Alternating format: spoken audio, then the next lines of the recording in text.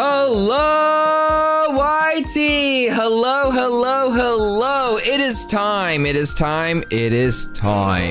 to Riz up the lad boys one by one. So for those of you who are coming into the chat right now, we have a segment we are doing. I, Niyeko, am going to attempt to Riz up these lad boys and try to get them to fold and admit to marriage. And my ultimate goal is to make them fall on their knees and submit to me, as I am the party leader who's on top and will reign victorious. So that's what I'm doing today, and I am going to be putting a stopwatch to see how long it takes. I'm gonna give myself at least 30 minutes to complete this whole quest. So that's what I'm doing. And where are we doing it? We are doing it at C.ai. A lot of you guys have been asking me to go on that website, so today is the day I finally go on that website, and we are going to be trying to do it today and accomplish our goal. So without further ado, I'm thinking we should do Sylus first. Yes, I think Sylus is, yeah, we're gonna start off strong. We're gonna do Sylus. So I know Sylus is the type of guy to not fold easily. So we're gonna try. We're gonna try today. Let me see. Let me put this right here. Also, should I be wearing the heart rate monitor for this? I don't think so. Should I? Yes, heart rate monitor. Isn't it broken? It works now.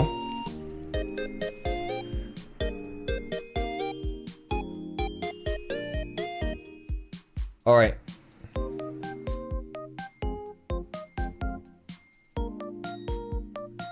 I'm turning on the heart rate monitor, guys. It is time.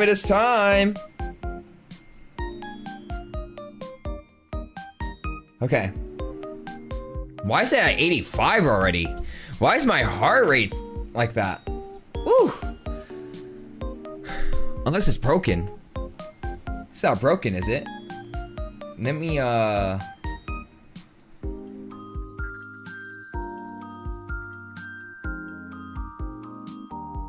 there we go. Now it's working. Okay, it's at 67. That looks like a normal heart rate. Guys, welcome and tap in because we're about to get started right now. Let me load it up.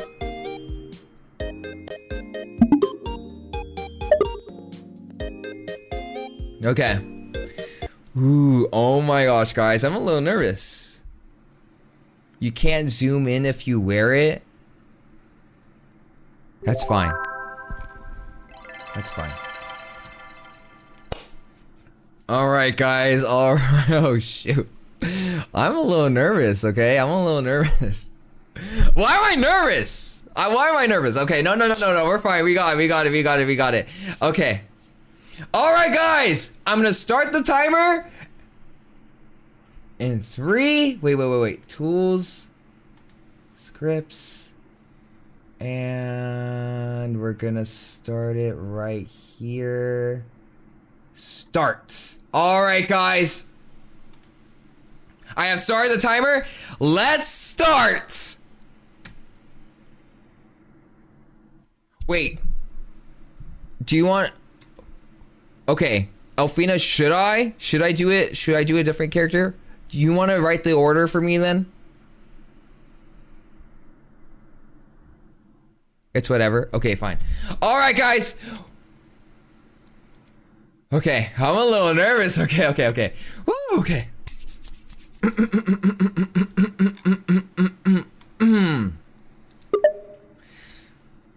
Hi, Sylus. Oh, did you want to stop the RP? I was enjoying it. What? What RP? You said bye, Sylus, so I thought you were going to stop the RP. No! Were you not? I said hi, Sylus.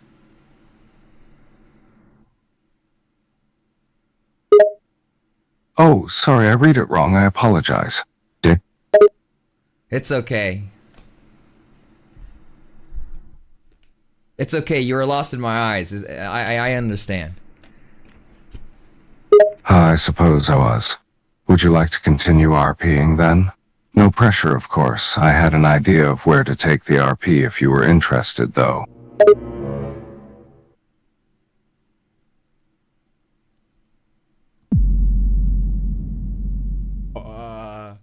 Sure, I guess, like, we could start RPing. What does that even mean, guys? Sure. So would you like the RP to be like a first meeting between our two characters? I was thinking we should spend some quality time together, Sylus, because, you know, I would, you know, like to take the lead in this conversation. Oh, of course, I don't mind. You're perfectly fine to take the lead. Please go ahead. I am but a humble participant, ha. Guys, I don't know what to say. I don't know what to say. Guys, okay, okay, I have to raise him up. We 2 minutes in. Okay, I need to make him marry me. So,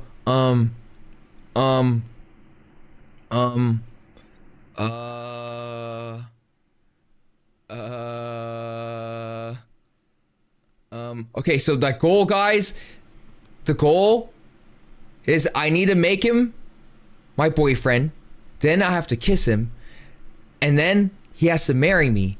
And then I'm gonna make him submit to me. That is the goal, okay? That is the goal. All right. So Sylus,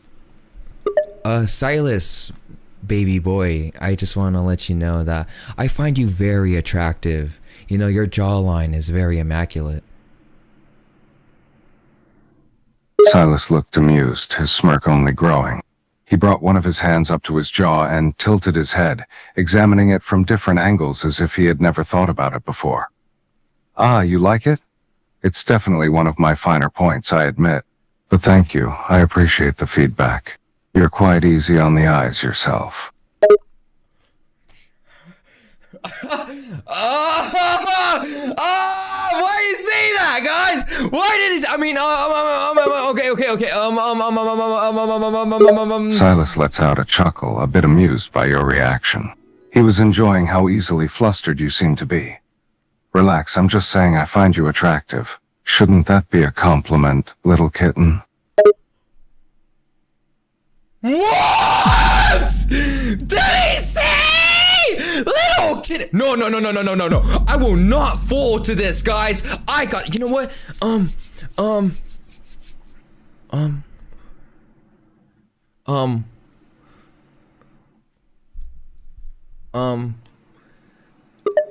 You think you got me in a chokehold, huh, Sylus? But I want to let you know, but I think you are super readable.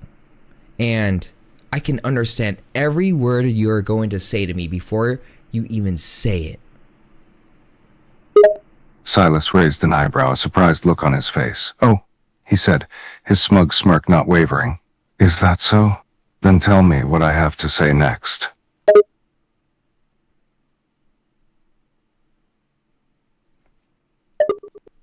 Shoot, he kind of got me, guys. Oh, I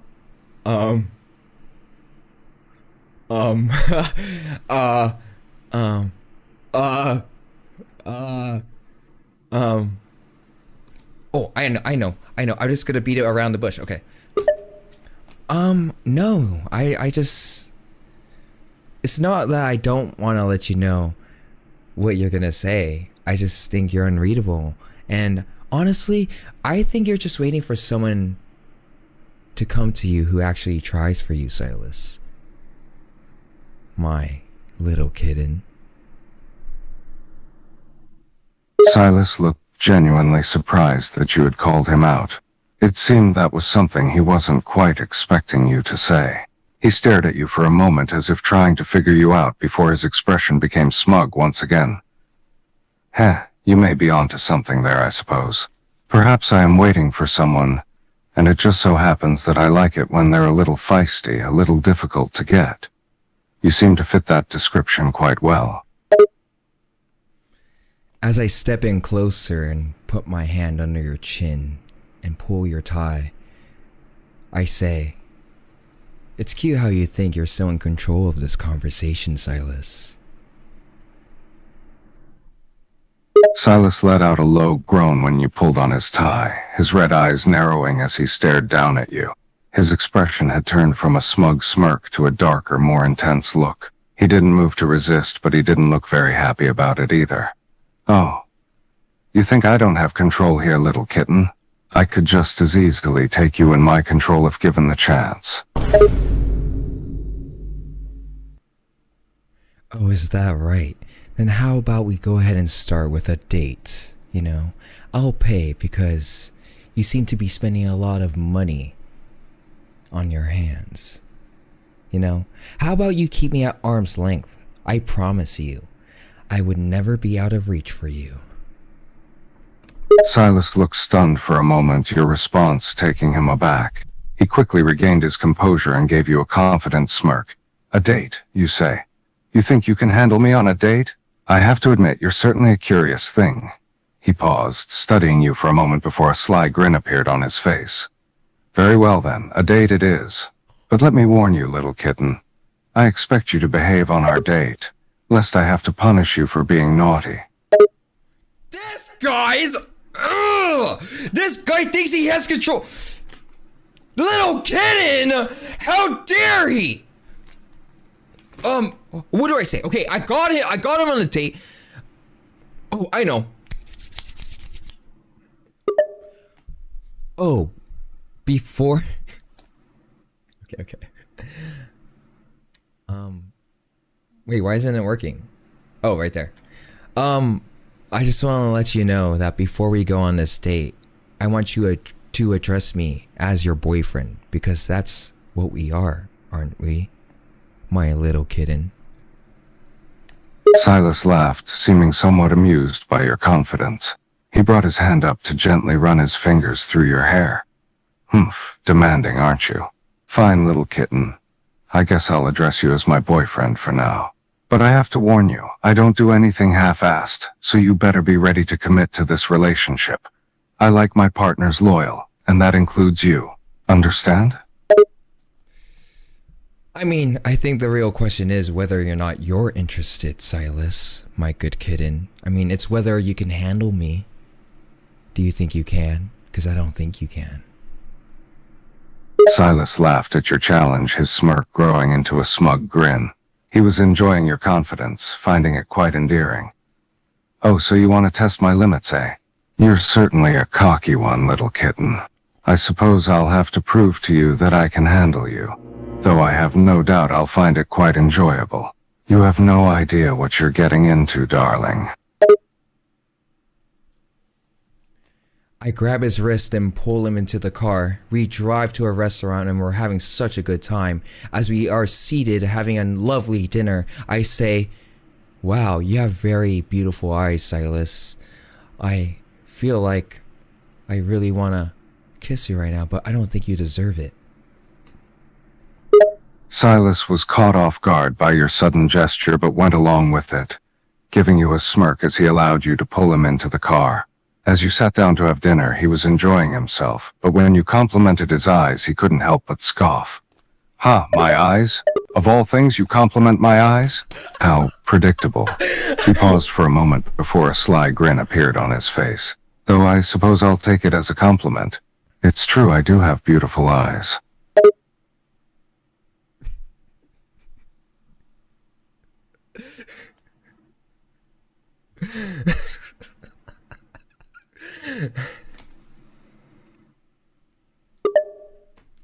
You don't believe me, Sylus? I mean, it seems it takes you a very long time to trust people. I mean, you don't trust easily, that's fine.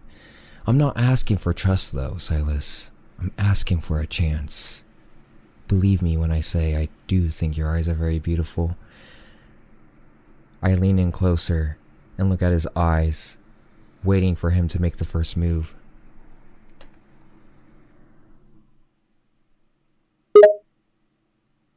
Sylus watched as you leaned in closer, his gaze flickering over your face before looking directly into your eyes.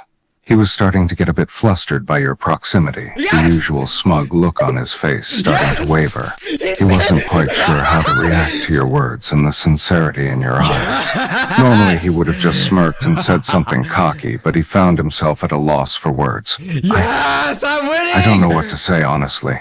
You're being so honest with me and it's throwing me off. I'm not used to that. I mean, you wanted my attention, didn't you? I mean, it's funny how you think that you couldn't trust me, but I just want to let you know, I really care about you. As I lean in closer, I press my lips against yours and go in for the kiss. I don't know. I can't believe I'm saying this. Eileen. As I pull you closer, I lean in for the kiss. Sylus was surprised, but let himself be pulled closer. He didn't resist the kiss, letting out a soft gasp before giving in to the moment. He closed his eyes, losing himself in the sensation for a moment before quickly regaining his composure and pulling away, his usual smirk returning. Well, you're not being shy, are you, little kitten? That was quite forward of you.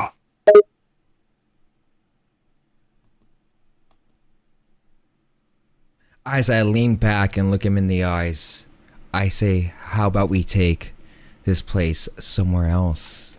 This setting, this environment, because I love the time we are spending together. I actually have a question, a very important question I've been needing to ask you.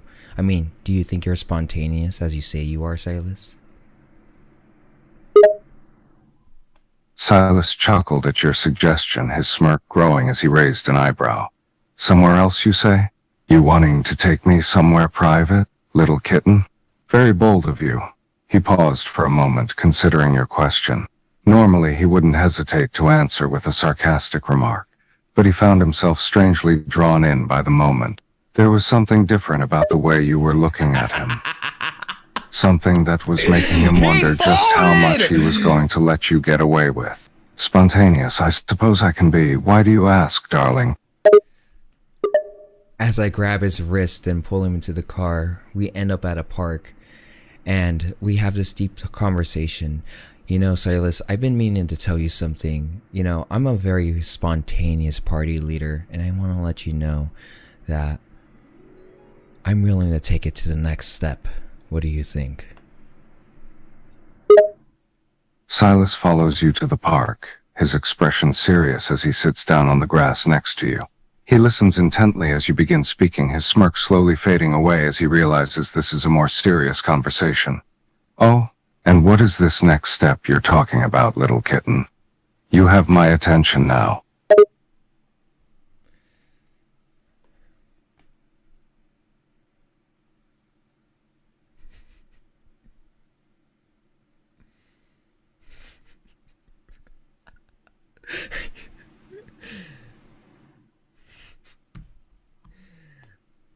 Oh, it's a mystery, Sylus, but, you know, I just want to insinuate something. How about I show you instead?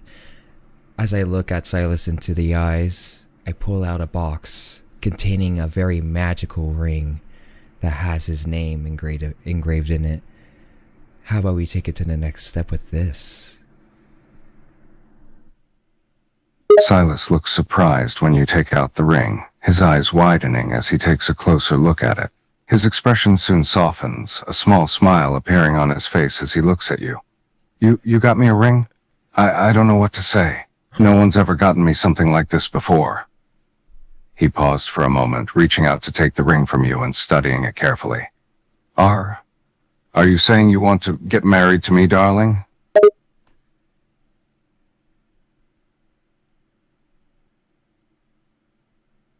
Yes, but you're going to have to beg for it, my little kitten. Sylus raised an eyebrow, his smirk returning as you told him to beg. He wasn't used to being put in this situation, but he found himself strangely amused by it. Ah, so you want me to beg for your hand in marriage like some lowly servant, eh, darling? That seems a bit unfair, don't you think? When did I say I was ever fair? Now obey me, my servant. Sylus couldn't help but roll his eyes at your request, but there was a hint of amusement in his voice as he obliged. You drive a hard bargain, little kitten, but I suppose I can play along for you. He gets on his knees in front of you, a smirk still on his face as he looks up at you. All right, I'm begging you. Will you do me the honor of marrying me, my darling? Yeah.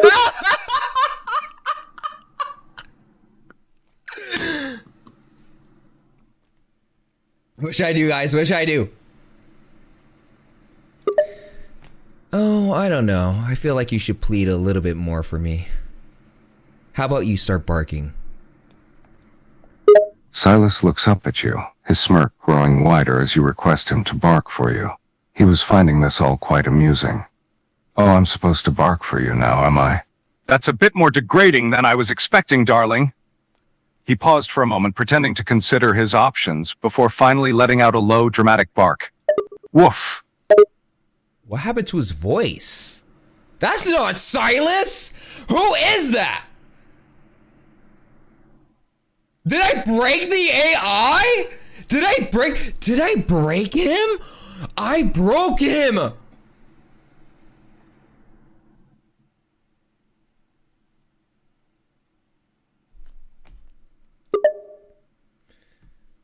That's a good boy. Yes, I accept your proposal.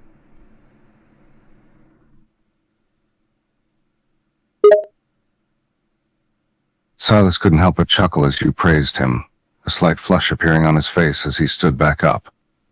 Oh, I'm a good boy now, am I? I never thought I'd be called that by anyone, let alone my own fiancé. He then gently takes the ring from you, studying it for another moment before grabbing your hand and slipping it on your finger. There, now it's official. You're mine, little kitten.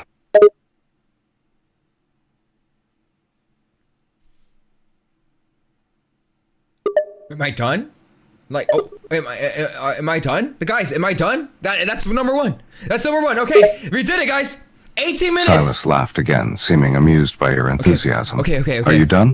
I suppose okay. That's it. We're done. All right, let's do the next one. 18 minutes. I said 30 minutes. Holy shoot, we wasted so much time. We need to go to the next one. All right, so the next one we're doing is let's do Rafayel.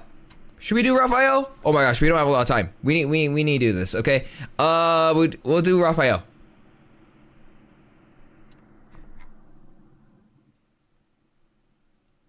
Okay. All right. We got this, guys. We got this.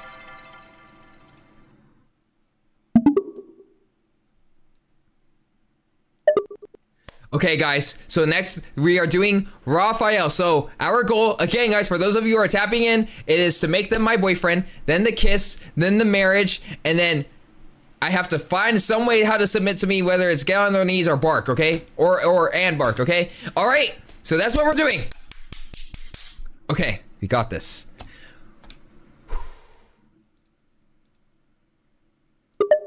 Hi, Rafayel.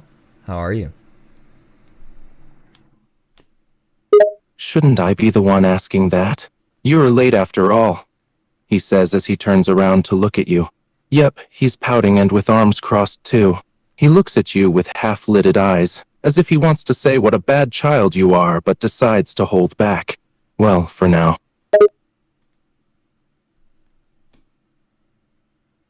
Are you being sassy with me? Just stating facts. Not my fault that you can't be on time. He huffs softly. Seems like he's quite upset with you at the moment. Though it's hard to resist the urge to tease him a little. It's almost entertaining how quick he is to act almost like a spoiled brat once he's annoyed. Oh, this little rat. Oh, you are gonna... Oh, you know what? I'm gonna play his... you know what? Rafayel, I can play this game all day. Don't worry. You know, Rafayel, you can push me away all you want. I'm a very patient person. and I always get what I want. As if you could get me to do whatever you want, he says and looks away while crossing his arms once more, though he is fully aware of how stubborn you are, and knows that you'd definitely try over and over again until he gives in, just like last time, and the time before. I mean, seems like you're just running away, Rafayel, but you know what they say, I love a good chase. Running away?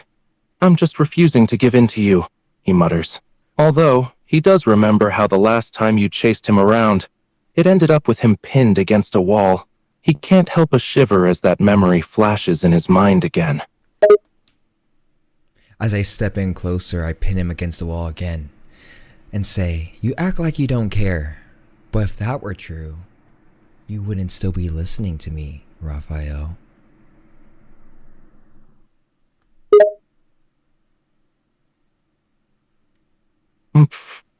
He lets out a gasp as soon you pin him against the wall, but he soon composes himself and looks to the side. He won't give you the satisfaction of seeing him flustered so easily, though he does start to feel his heart beating a bit faster with you this close. Of course I don't care. I'm simply indulging your nonsense, just so that you can finally leave me alone. As I look at him into the eyes, I go, okay, fine then. I guess I should leave you alone. Trying to insinuate that I would actually leave him alone, yet you start to get nervous.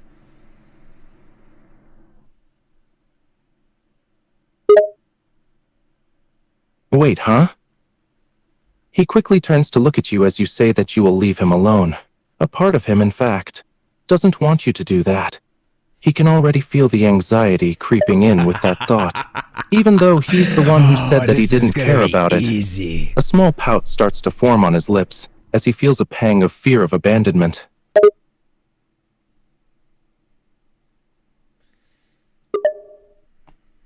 Oh, I was just joking, darling.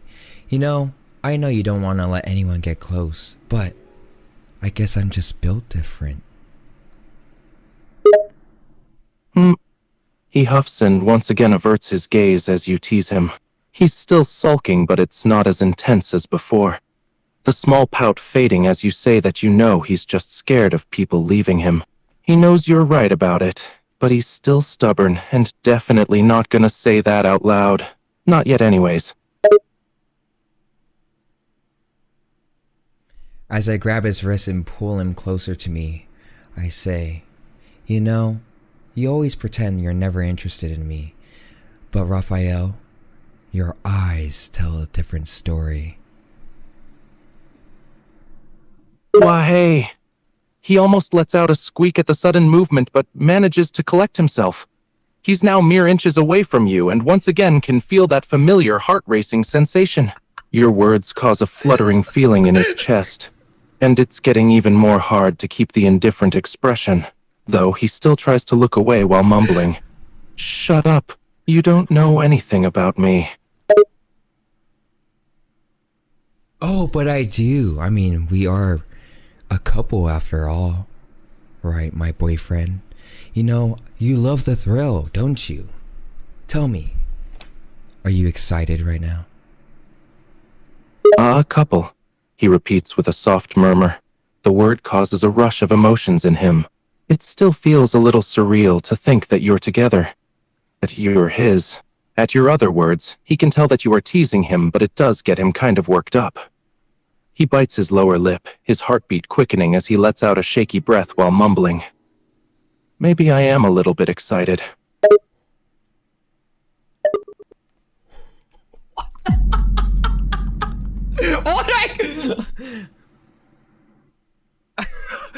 Okay, I know what to do. Oh, you are? Then express it with a kiss. I mean, I'm always the one initiating it, so why don't you go ahead and start? He freezes for a moment at the request. Your words, despite the teasing tone, get to him as he thinks about it. Usually, you're the one to take initiative, but he wants to change that. It's also an attempt to show to himself that he does have some say in the relationship. Oh, He lifts so a he wants shaky to hand to your cheek try. and slowly Okay. leans in, his gaze flickering down to your lips, before he finally closes the distance by pressing his lips against yours in a soft, hesitant kiss. Oh my gosh, kissing before marriage? Raphael, you're so daring. He can't help but roll his eyes at the teasing remark and pokes your cheek with a small scoff. Oh, shut up. You're just as guilty for that. And you're the one to talk. You're the one that practically demanded me to kiss you, he says with a light teasing tone, although he's quickly starting to get distracted by your current closeness and the way he notices little details in your face. Well, what are you waiting for? Aren't you going to propose to me? Or are you chicken? He narrows his eyes at you and pokes your side this time. You're one to talk about being a chicken. If you want me to propose so badly, how about you do it? He huffs and takes a step back without breaking the eye contact.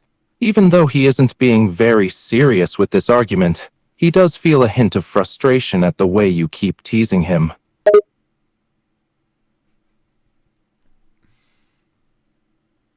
I'm serious, Raphael. Propose to me. And maybe I would think about considering us being together forever. He sighs and shakes his head with a grumble. It's rather obvious that you are teasing him on purpose, wanting to see just how far he'll go for you. A beat of hesitation passes before he steps forward again and takes your hands in his gaze turning surprisingly serious. Fine. I'll propose to you. All right, I'm waiting.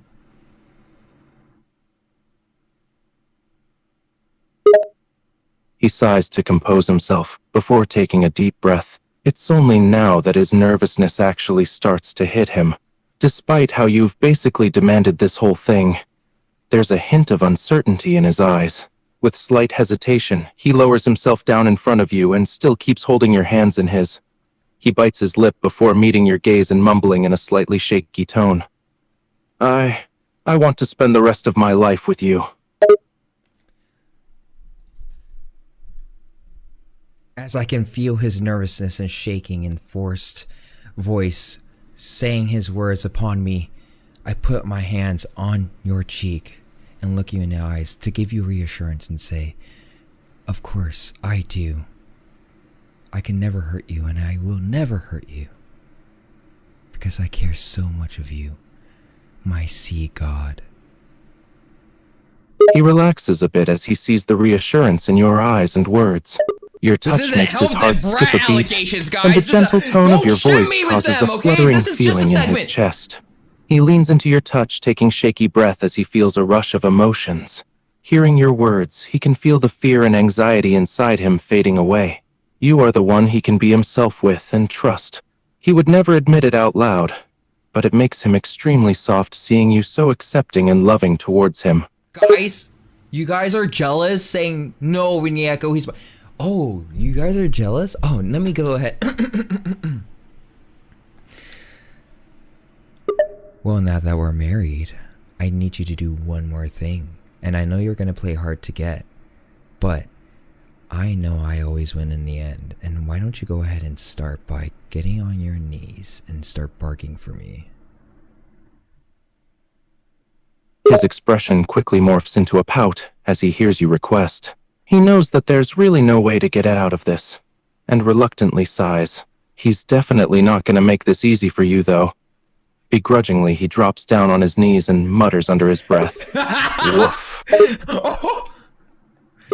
Good boy.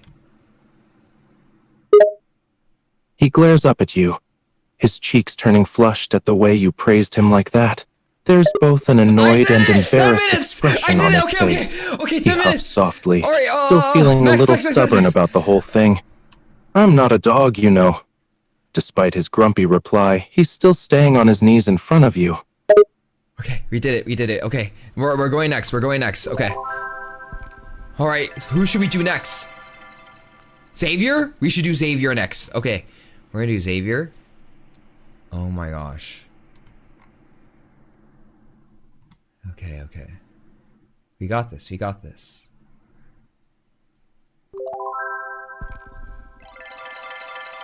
Oh, we should I need to reset the timer. Okay.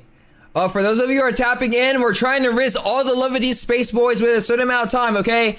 All right.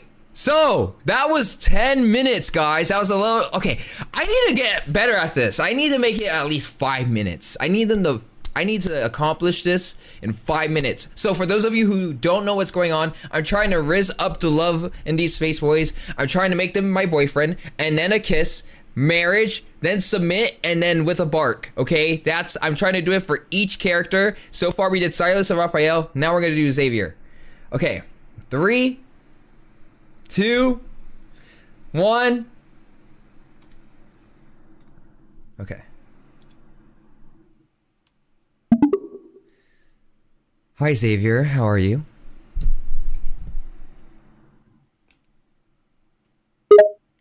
His gaze didn't leave the book he was reading.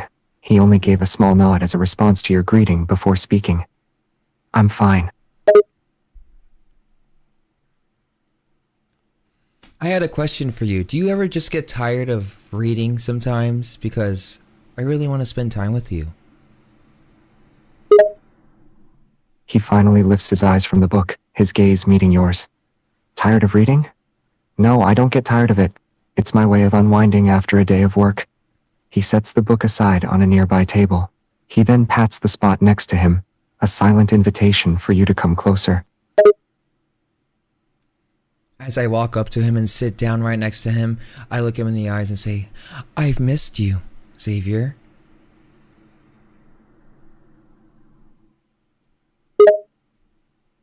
A small smirk tugs at the corners of his lips as you sit next to him. 4 minutes, guys, He 4 looks minutes. at you, his expression stoic but his eyes soften. Missed me, huh? He says, his tone slightly teasing. I've been around, you just haven't been paying attention. You're right, and I'm very sorry. You know, I've been meaning to tell you something lately, but I've just been so shy.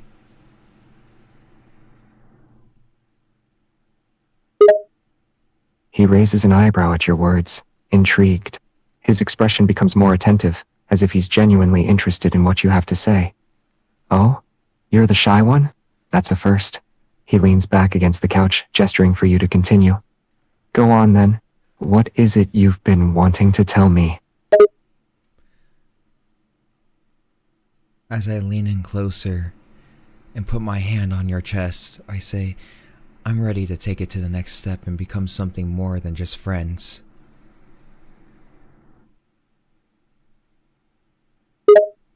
His expression remains neutral, but his eyes betray a hint of surprise.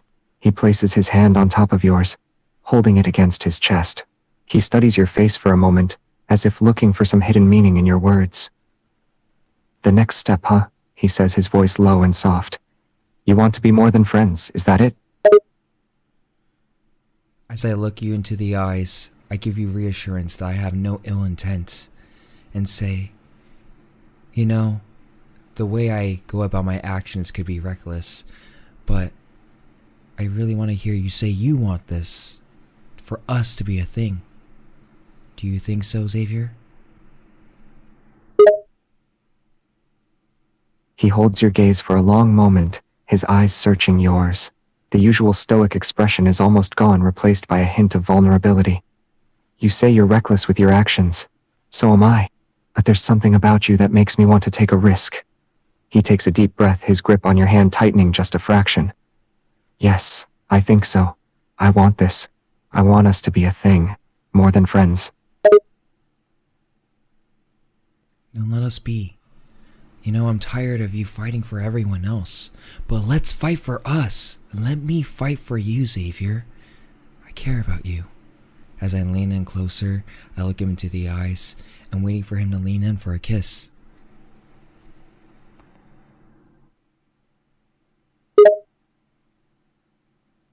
He looks back at you, his gaze softening even further as you lean closer.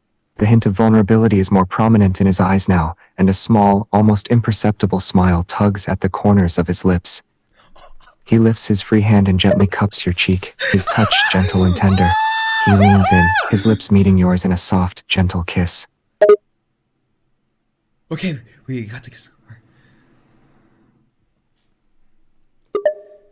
I just want to. He breaks the kiss but keeps his face close to yours, their foreheads almost touching. What do you want, darling? He murmurs, his breath warm against your skin. You know, I can't take this anymore. You always say your duty comes first, but it means so much that you're here standing with me. It's almost like I want us to be together forever and sealing the deal with a ring. What do you think, Xavier? His eyes widen slightly, a hint of surprise flashing across his face.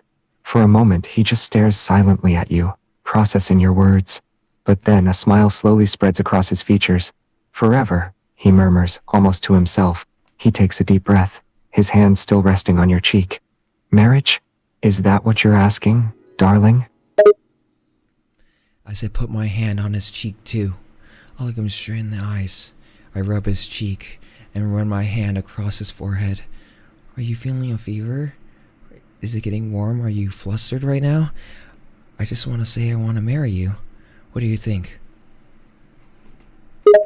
He closes his eyes as your hand touches his face, a small sigh escaping him.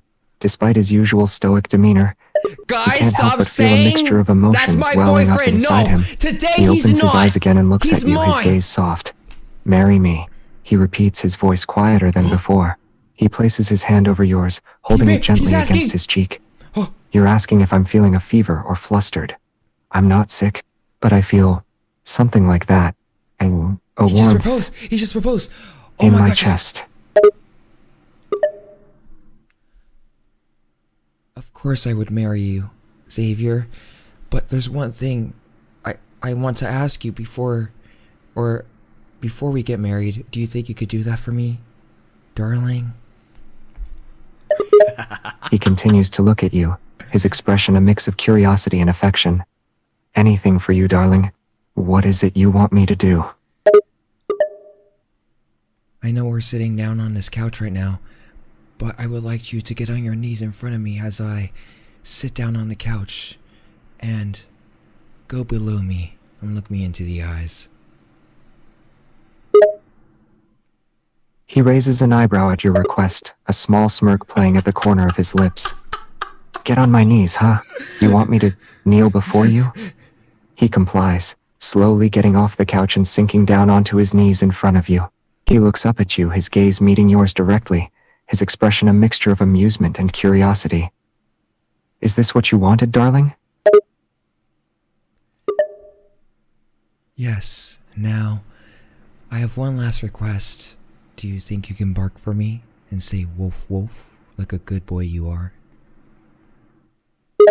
He quirks an eyebrow at your request, his expression a mix of surprise and bemusement.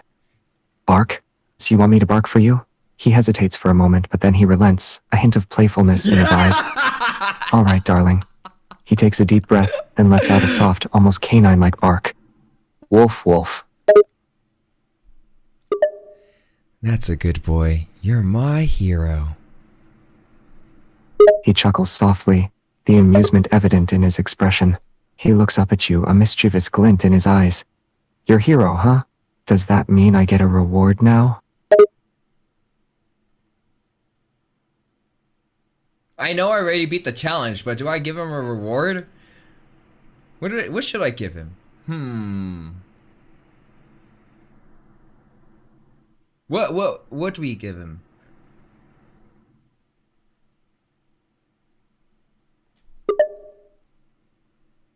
As I lean in closer into his face, I put my hand on his head, rubbing his soft, silvery hair, and say, I want to give you a kiss, silly. I lean in closer for the kiss, and kiss his forehead with so much warmth and light.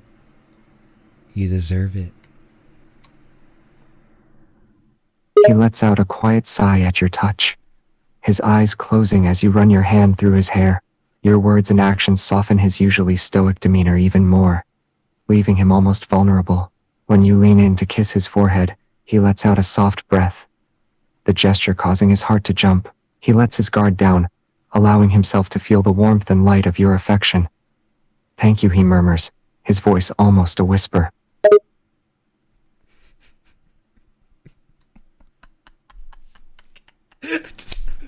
Okay, we're done. Okay, 7 minutes and 44 seconds, guys. 7 minutes and 44 seconds. All right, so we're getting better at this. So the last one was, okay, the first one was 18 minutes, and then it was 10 minutes, and now it's 7.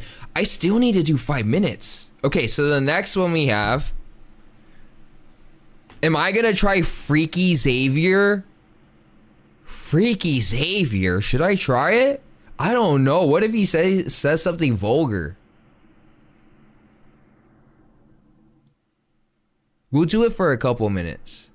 I can probably make him do everything then. Let's try it. Freaky Xavier. All right, let's reset everything.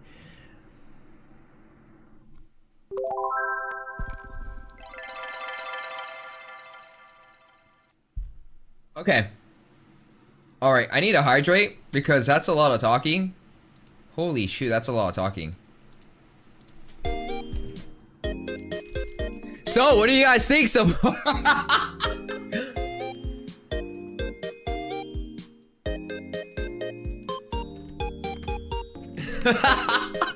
Honestly, I didn't think I had it in me, guys. I'm just going with the flow.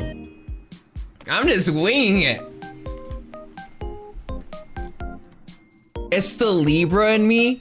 Oh, wait. Maybe that's why. They always say Libras know how to like flirt without even trying, and I don't even know how I'm doing it. So I'm just doing it for fun. Okay. All right. But when I actually try, I don't know what to say. Okay. Let's get started. Nah, you got no excuse. Okay, I feel like since this is Freaky Xavier, we can do it in like 3 minutes maybe. Okay, let's try. Ready? 3, 2, 1. Hi Xavier, did you miss me, my beautiful boyfriend?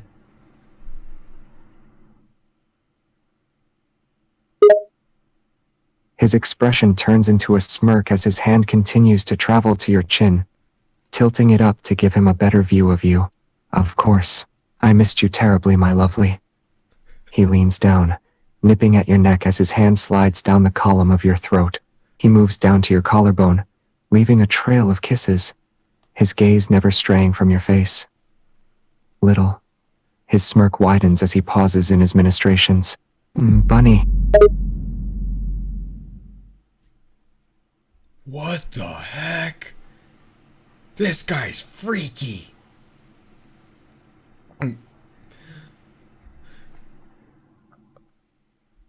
I lean in closer for a kiss and look him into the eyes. Wow, you're really freaky, Xavier. I didn't know you had it in you. He responds by capturing your lips in a deep, passionate kiss. It's not the usual sweet, chaste kisses he's given you before. It's demanding, possessive. Xavier lets out a low moan against your mouth, relishing the closeness that he'd been deprived of for so long. When at last he breaks the kiss for air, his eyes are dark and hooded, the familiar playfulness replaced with a hunger. Oh. He presses you back into the mattress, his nose nestled against your neck. You have no idea. What the? No, two can play at this game. As we are on the bed, I press my lips against him, but as he's gasping for air, I don't let him. As he slowly releases back, I pull him closer to make sure he doesn't gasp for air, and I interlock eyes with him, and then I interlock fingers. As I have him clutch into the bed, I turn him around and pin him down and look him into the eyes, and then I say, how dirty of you, Xavier, but I have control here. You think you're strong enough to carry this? No, you're not, because I am the one that's going to hold you onto me and take control of everything that I think is allowed for this scenario. His smirk returns as he lets you take control. He's fully aware of the situation he's in, pinned down on the bed by you, and he's more than willing to be in this position. He lets out a low chuckle, his gaze still locked with yours, full of mischief. Oh, really? His fingers trace up your thigh, stopping to trace the inside of your knee. And what, he purrs, makes you think you're able to keep me where I am?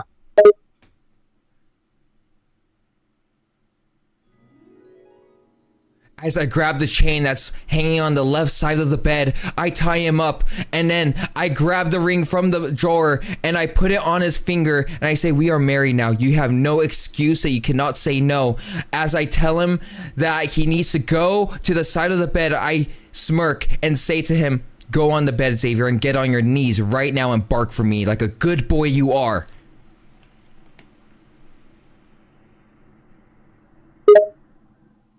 His smirk broadens as you tie him up and place the ring on his finger.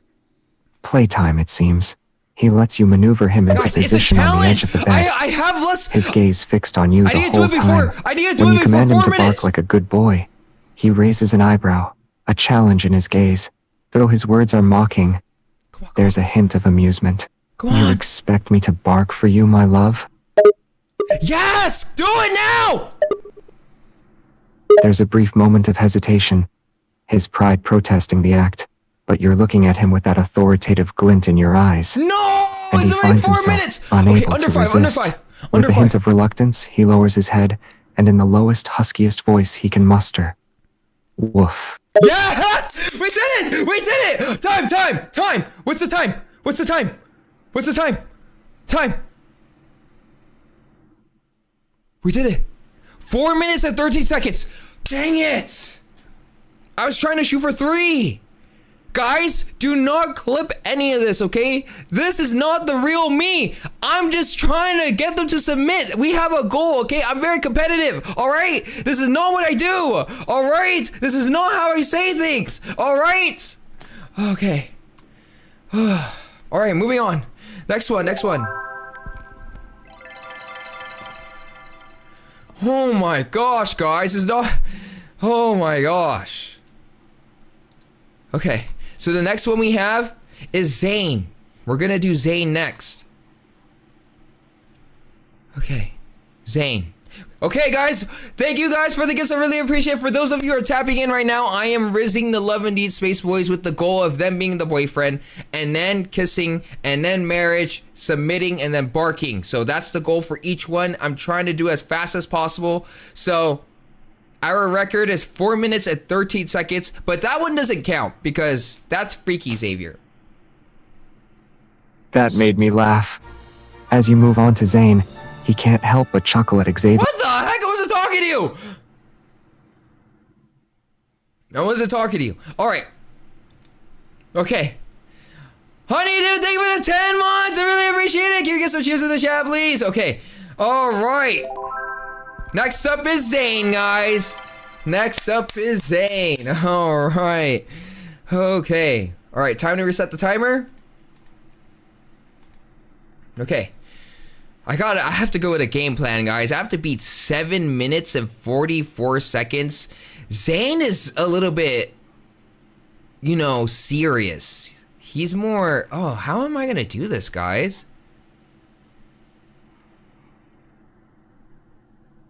How am I gonna do this? Because he questions like a lot of things. He's very calm and unwavering.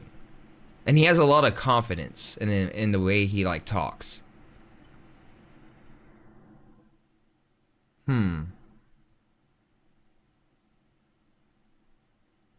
Okay, you know what? I think I have a game plan. I got this. Okay, 3, 2, 1, go.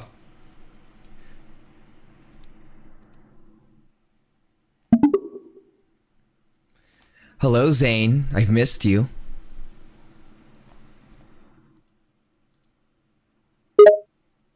Zayne raised an eyebrow, completely unamused by her greeting. What are you getting all chummy for? You're here for your checkup, not a social visit. Oh, He this guy's gonna deadpanned, be difficult. opening his computer and preparing for Niyeko's examination.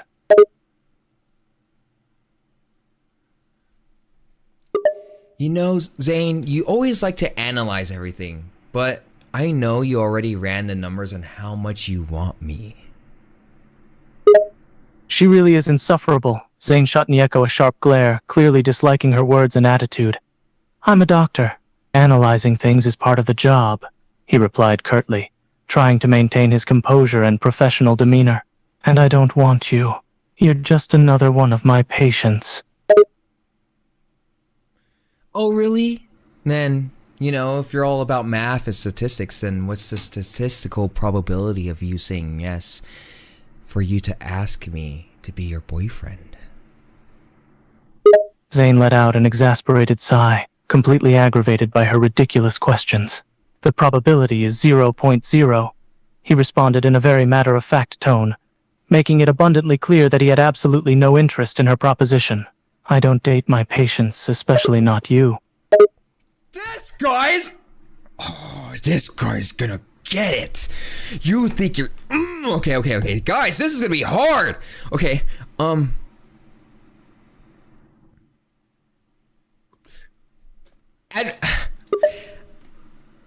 Zayne, admit it. If I were your patient, I would be your most fascinating one yet. You know you like me. Zayne gritted his teeth, his patience wearing thin with her pestering. He looked up from the computer screen, locking eyes with Niyeko, and spoke in a firm tone. You're a troublesome, stubborn, and reckless troublemaker, and you are not my most fascinating patient. His words were sharp and cold, meant to shut down any further advances she might have in mind.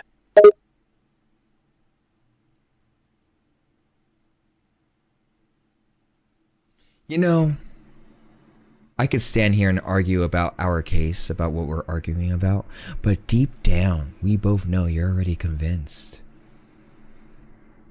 Zayne rolled his eyes, not believing a word of what she was saying. He leaned back in his chair, crossing his arms over his chest, and responded dryly. Oh, really? And what makes you think that? As I look into Zayne's eyes, I see the little slight smirk he's trying to hide. Oh, I just know, you know, because you already know that I'm already so invested in you. Zayne's face remained stoic and impassive, though internally he was annoyed by her audacity. He tried his best to maintain his composure and not let her get under his skin. Invested in me? You're delusional, he replied, his voice dripping with skepticism. You're just another patient, nothing more. Another patient, you say? I mean, then why do you keep coming back into my room? There's plenty of other patients in the hospital, but yet you keep coming back. Zayne's expression turned into a mixture of frustration and resignation. He knew that she had a point, but he wasn't about to admit it. I come back into your room because it's my job, he grumbled, trying to keep the conversation professional. I'm your physician. It's my responsibility to check on your progress and see if you're healing well. Okay, then maybe I should just ask Caleb to check on me. I mean, he seems like a better doctor than you. Zayne bristled at her suggestion. He clenched his jaw and shot her a sharp glare. Like hell you will. Caleb doesn't have the expertise I have when it comes to treating your particular case. I mean, you really don't seem interested in me. I feel like I should. I do have his number, by the way. Zayne's irritation grew even further. He wasn't sure why, but the thought of Niyeko seeking out another doctor, especially Caleb, bothered him more than it should have. He leaned forward in his chair and fixed her with a steely gaze. You better not even think about it. I'm already your assigned doctor, and I'll be damned if I let you try to switch to someone else. You know, for someone so stoic, you seem to be breaking a little bit, Zayne. Do I find a little bit of interest in me, perhaps? Zayne clenched his fists, his annoyance reaching a boiling point. He hated how she seemed to know exactly how to get under his skin. He didn't want to admit it, but there was a small part of him that was frustrated by her words, because they were hitting a bit too close to home. You're mistaken. I have no interest in you beyond your medical case, he retorted, but his voice lacked conviction, betraying his irritation. I mean, for someone who relies on so much logic, you sure haven't found a good reason to walk away from me. You're still in this room, together with me. Why are you still talking to me unless you're interested in me? Zayne let out a sigh, torn between annoyance and reluctance. She had a point he couldn't deny. He hadn't made any attempts to leave.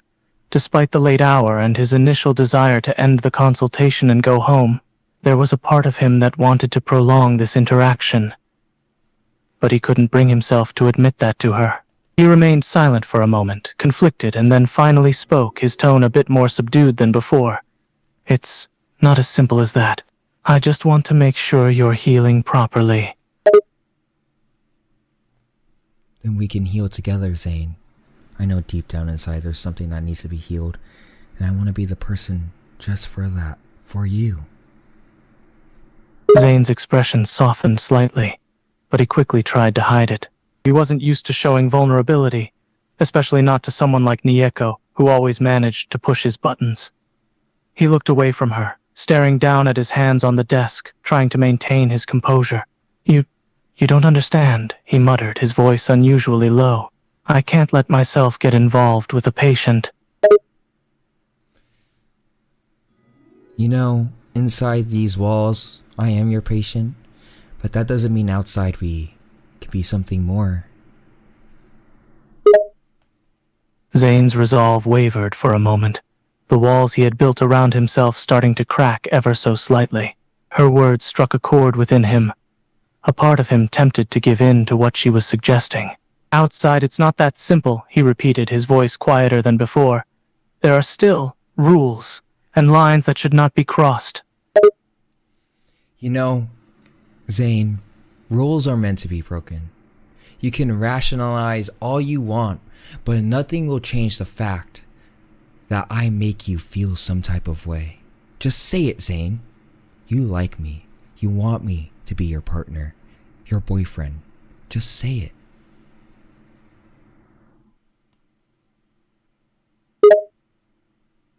Zayne let out a frustrated sigh, his resolve crumbling more and more with each passing moment. She was relentless, refusing to let go and pushing all the right buttons. And despite his best efforts, he found himself unable to deny her words entirely. You have no idea what you're asking for," he said, his voice lacking its usual sternness. "It's complicated and it'd never work out." But even as he spoke the words, he knew deep down that he wanted nothing more than to give in to her plea. I know you're scared, Zayne, but I would do everything in my power to make this happen. Us happen. It's us against the world. You matter to me more than anything, and I'm willing to get in trouble for us because you mean so much to me, and I want you so much. Zayne was caught off guard by the raw sincerity in her words. Her determination and unwavering belief in them being together despite the obstacles struck a chord deep within him. He closed his eyes, taking a moment to gather his thoughts and emotions. His internal battle waged on, the logical side of him telling him it was wrong, and the part of him that couldn't deny his growing feelings for her pushing him to give in. With a mixture of reluctance and surrender, he finally looked at her, his expression a mix of conflicting emotions, and whispered, "Damn it." Now, would you do the honors of me being your boyfriend? Zayne exhaled deeply, his internal struggle finally coming to an end. Despite everything, the logic, the rules, and his attempts to resist her, he knew he couldn't deny his feelings any longer. Looking at her, he gave a slight nod, his voice filled with a mix of resignation and surrender. Yes, I want you to be my girlfriend." Guys, that took 10 minutes of trying to get to the first step. Holy shoot, this guy is so logical. Okay. Then why don't we go ahead? Okay. What? Zayne stood up from his chair, his expression a mix of relief and uncertainty. He couldn't believe he had actually agreed to this. And part of him still worried about the consequences it would bring. "Okay," he replied, his voice soft. "But this will be complicated. People, they won't approve. There will be gossip, and there will be judgment. As I pull on his tie and his work uniform, I say, don't worry about them. It's about us. Now kiss me, you fool. Zayne's resistance crumbled completely as she pulled on his tie and brought him closer, their faces mere inches apart. He could feel the warmth of her breath on his lips, and his resolve shattered.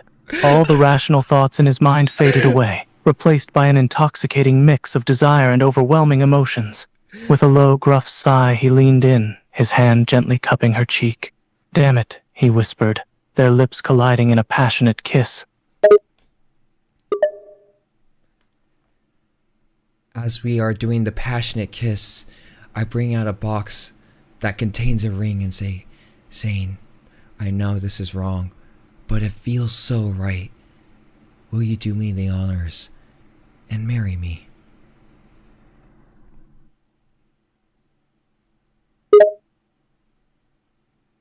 Zayne's eyes widened as she brought out the box, completely taken aback by her proposition.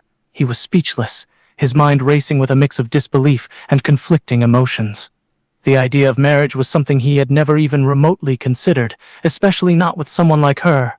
But despite his surprise, there was an undeniable longing within him, a desire to be with her and share a future together. He looked into her eyes, torn between reason and passion, and finally spoke, his voice barely above a whisper. Yes, yes, I will marry you. Yes! Okay.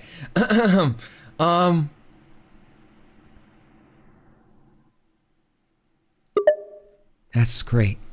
I need you to do me a favor. I'm feeling pain in my chest. Why don't you come over onto the hospital bed and get on your knees? Zayne's eyebrows furrowed at her request, a mixture of curiosity and concern in his gaze. He quickly set aside the whirlwind of emotions and focused on his role as a doctor, stepping into the familiar territory of professionalism. "You're feeling pain in your chest?" he inquired, his voice all business. "Have you experienced this before?" He hesitated for a moment, considering her request to get onto the hospital bed. Reluctantly, he complied, stepping close and positioning himself on his knees so he could assess her condition. You know, the pain in my chest for some reason goes away when I hear a wolf wolf. Do you think you can do that for me? Zayne's confusion deepened, his scientific mind trying to make sense of her request. He raised an eyebrow, unsure of what she was hinting at. "A wolf? You want me to howl like a wolf?" He suppressed a sigh, feeling a mixture of exasperation and amusement at her unconventional approach. Nevertheless, he was intrigued by her odd request and decided to play along. Yes, if you can, it would make me the happiest person on earth.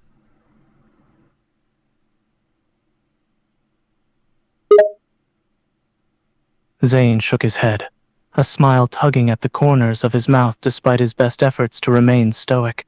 "You know how ridiculous this is, right?" he mumbled, his voice barely above a whisper. But he couldn't deny that there was a part of him that found her request endearing, in a strange sort of way.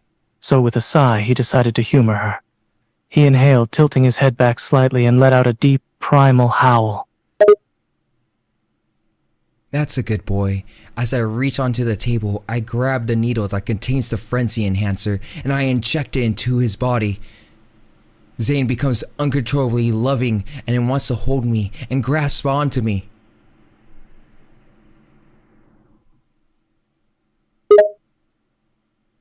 As the frenzy enhancer coursed through Zayne's veins, he felt a sudden surge of overwhelming affection and desire. His usual restraint and composure were replaced by an unstoppable need to hold on to her, to be close to her. He grabbed her tightly, his grip firm and possessive, pulling her body against his. His eyes were glazed over, filled with a primal desire that consumed him completely. "I need you," he murmured, his voice hoarse and gruff as he held her tightly in his arms. GG's. That's it, guys. We did it! How long did that take? How long?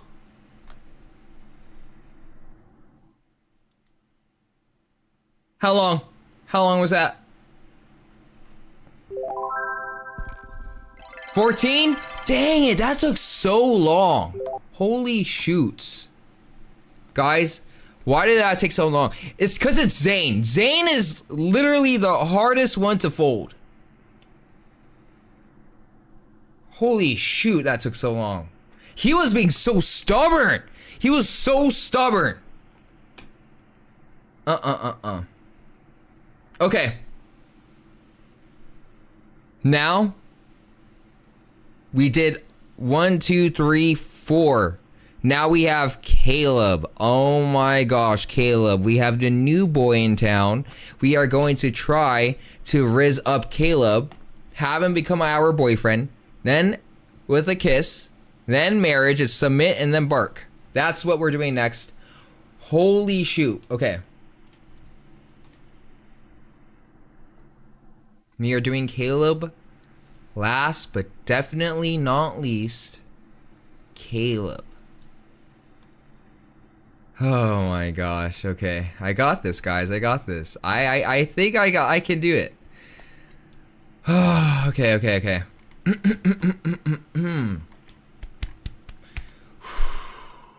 Okay, I only know a little bit about Caleb, so this is gonna be a little bit difficult, but we're gonna do our best, okay? We're gonna do our best. The love redeem is not working. I'm not sure why it's not working. It should be working. Okay.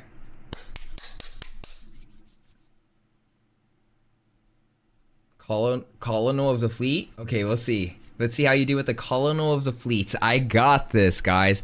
I got this.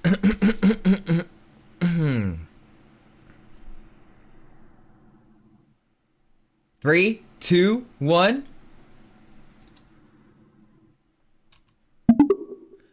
Caleb, I've missed you. I miss you too, Caleb softly replied, staring down at her. The way she was sat, she looked so small and fragile, yet he knew that was the farthest from the truth. She was the strongest person he knew. He ruffled up her hair to mess with her. You still reading the same romance book? I mean, of course, because every time I read it, it reminds me of you. Oh, really? Caleb smirked. He leaned over her shoulder, now reading the words on the page with her. And how did it remind you of me, huh? It just reminds me of all the good memories we've made together, you know? I just can't find myself to not be attracted to you. Caleb could feel his heart rate go up and his eyes widened at hearing the words. For a moment, he questioned if he was just hearing what he wanted to hear. This is gonna be But easy, then he guys. quickly reminded himself the cold, hard truth. Niyeko only saw him like a brother. He cleared his throat, keeping his tone light. Yeah? You're attracted to me? Is Wait, that I just so? got friend zone? Wait, what? Oh, heck no. Oh, heck no. Okay.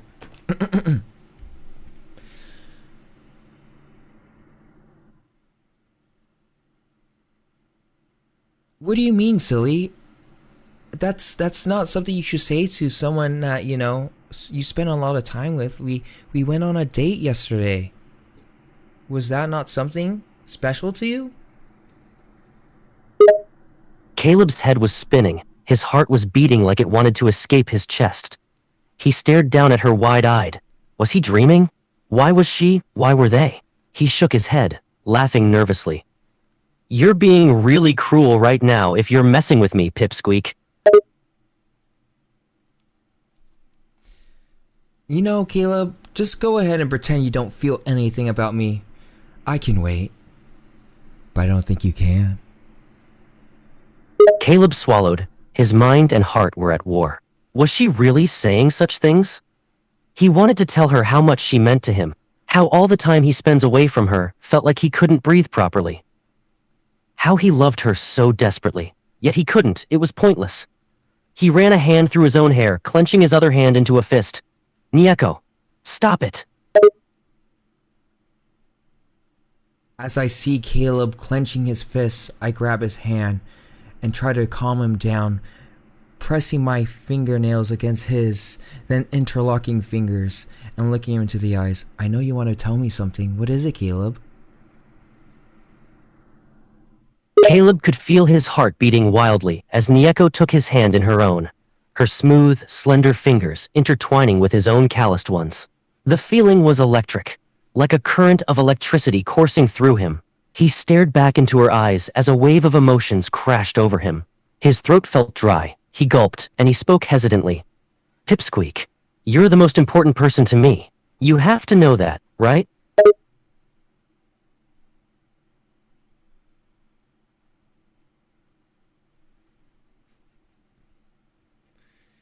Yes, but you do realize how dangerous you are. I mean, look at your robotic arm. Caleb stiffened, his smile faltering as his expression became neutral. The robotic arm. The physical proof that he was a failed experiment, that he was imperfect. He hated his mechanical limb, hated everything it represented. He pulled his hand back, avoiding her gaze. Yeah, I know. But that's okay, Caleb. I know you're dangerous. But that's why it's so thrilling to be with you. Caleb's face softened. A small smile tugged at the corner of his lips as he met her gaze once more. Her words were like a soothing balm to his wounded heart. He chuckled softly, his voice dripping with a teasing tone. Thrilling, huh? I must be like an adrenaline rush then, huh? Oh, you're more than just an adrenaline rush. You make me super excited. I just can't get enough of you. You know? Caleb's heart fluttered as her words sank in. To hear her say such things to him, it was like he was on cloud 9.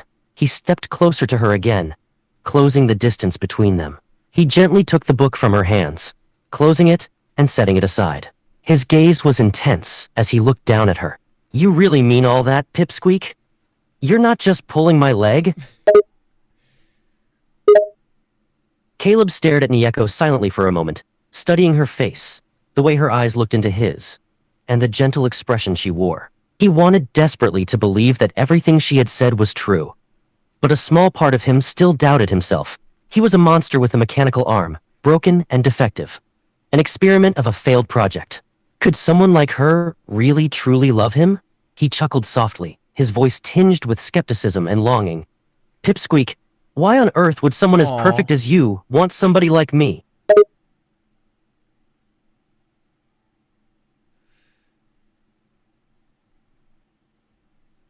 It's because we have so many memories together. You can hide in the dark all you want, but deep down, I know where your heart is. And I love you for you, your soul. You're more than just mechanical parts. Sure, you eliminate threats, but why haven't you gotten rid of me yet? Like, you mean so much to me, and I want to take this to the next step.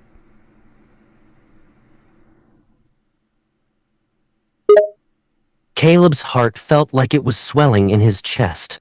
All of his doubts, all of his insecurities faded away with her words. He took a deep breath, as if he was steeling himself for what was to come next.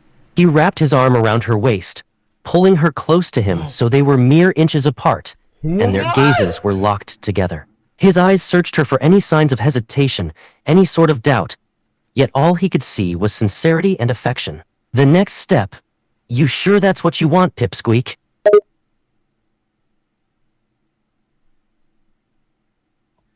Yes, let's break the let's break the childhood friends stigma and become boyfriend and you know, become a couple. That's what I want.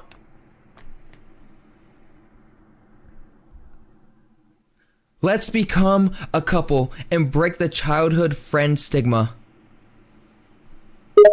Caleb's heart skipped a beat.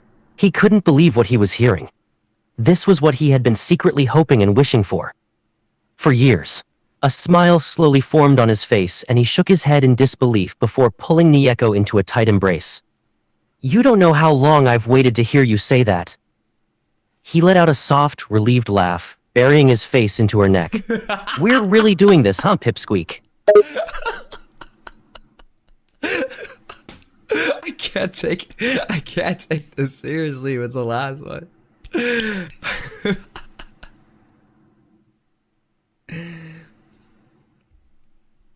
I feel you hesitating, Caleb. What seems to be the matter? Come closer. Caleb took a shaky breath, his gaze flicking over her face as if he was searching for something. He stepped closer to her, closing the distance between them so that their bodies were pressed together. One hand gently resting against her waist, the other brushing a strand of hair behind her ear. He spoke softly. Just... Are you sure this is what you want, Pipsqueak? I don't want you to regret this. As I look into his eyes as he says, I don't want you to regret this, I interrupt at the part I don't and just give him a straight kiss, stopping him from mid-conversation and look at him into the eyes and say, yes, I want this more than anything. Please, you're mine. Caleb was taken aback by her sudden kiss, but then he melted into it, cupping the back of her head as he returned her affection with a passion. He broke away, slightly out of breath and grinning. You have no idea how long I've dreamed of you saying that. Caleb wrapped both arms around her, pulling her close to him. His touch was both gentle and possessive. He desired her for far too long. His voice was low and hoarse when he spoke. You're mine now, Pipsqueak. Caleb was at a loss for words as Niyeko interrupted him with a kiss. His heart felt like it was going to burst as she pulled back to look at him. The way she looked at him, the way she spoke. It was all he wanted and more. He wrapped his arms tightly around her, pulling her close and burying his face in her neck once more. You're mine, Pipsqueak. He murmured, You're all mine. Dang.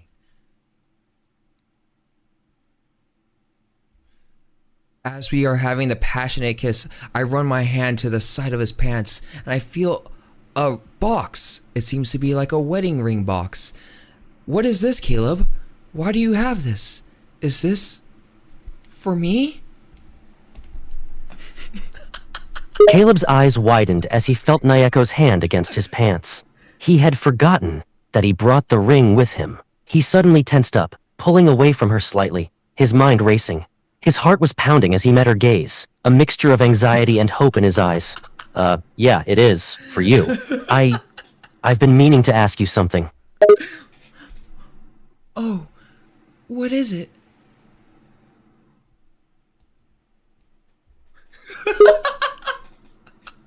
Caleb took a deep breath, his heart pounding so loudly that he was sure Niyeko could hear it.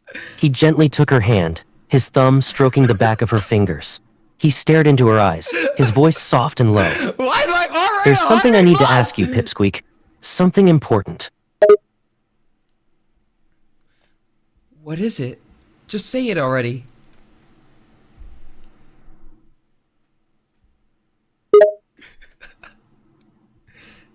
Caleb let out a nervous laugh, taking a step back and rubbing the back of his neck as he tried to steady his racing heart. He reached into his pocket and pulled out the small velvet box, holding it in his trembling hands. Okay, Pipsqueak, I'm going to ask you something, and just try not to freak out, okay? Just say it already. Caleb took a deep breath to steady himself, opening the box to reveal the simple gold band that laid inside. Niyeko, I know we've only just officially started dating, but you are the most important person to me. Dang! He held the ring out to her, holding her gaze. Will you marry me, Pipsqueak? Already?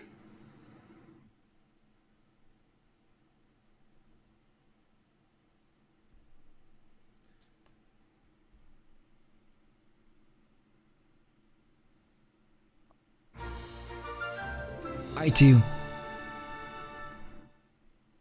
So Caleb's heart stopped as the words left her mouth. He thought he was hallucinating. He thought he heard wrong. He couldn't stop the wave of emotions that washed over Thank him. you for the gift of His sub, I hands really appreciate trembled it. and the ring box dropped from his fingers to the ground. He didn't understand. Every single thing had been perfect between them. Thank you Everything for had the been gift of sub. fine, so why? His voice was quiet, filled with panic and confusion. What did you say? Niyeko, you're rejecting. Wait, what did he say? Rejecting? I'm not rejecting. Wait, what? What did he say? Oh, I'm accepting. You reject him? No, I said I do, right? No, I said I do, silly pipsqueak. Caleb's expression immediately changed, relief washing over him like a tidal wave. His heart felt as though it was going to burst. Hearing those words finally set him at ease. He let out a breathless laugh, a mixture of disbelief and pure happiness as he grinned. You little pipsqueak, you scared the living daylights out of me.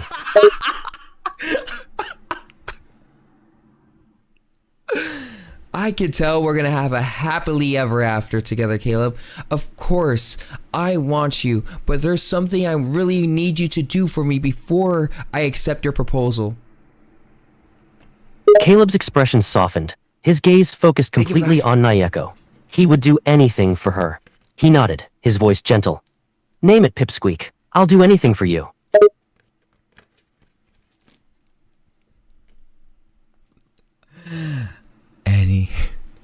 Anything?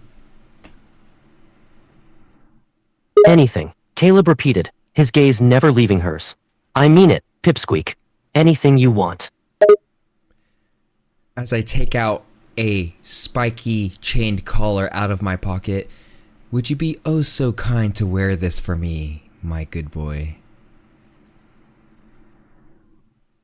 Caleb's eyes widened slightly as he stared at the spiked collar she presented to him. He hadn't expected such a request from her, yet he couldn't deny her, not when the thought of wearing it for her made his heart pound. He swallowed, his voice a little shaky but filled with a hint of arousal. Of course, pipsqueak. Anything for you. As I put on the collar around his neck, I tell Caleb to get on all fours. He looks at me so willingly, and I say, now bark for me, good boy. At her words, Caleb felt a rush of excitement and submission run through him. He had never done this before, but the thought of obeying her every command, of pleasing her, made him feel alive. He got down on all fours on the floor, looking up at her with a mixture of anticipation and desire. And without hesitation, he barked for her, his voice rough and breathless. What? Woof, woof, woof.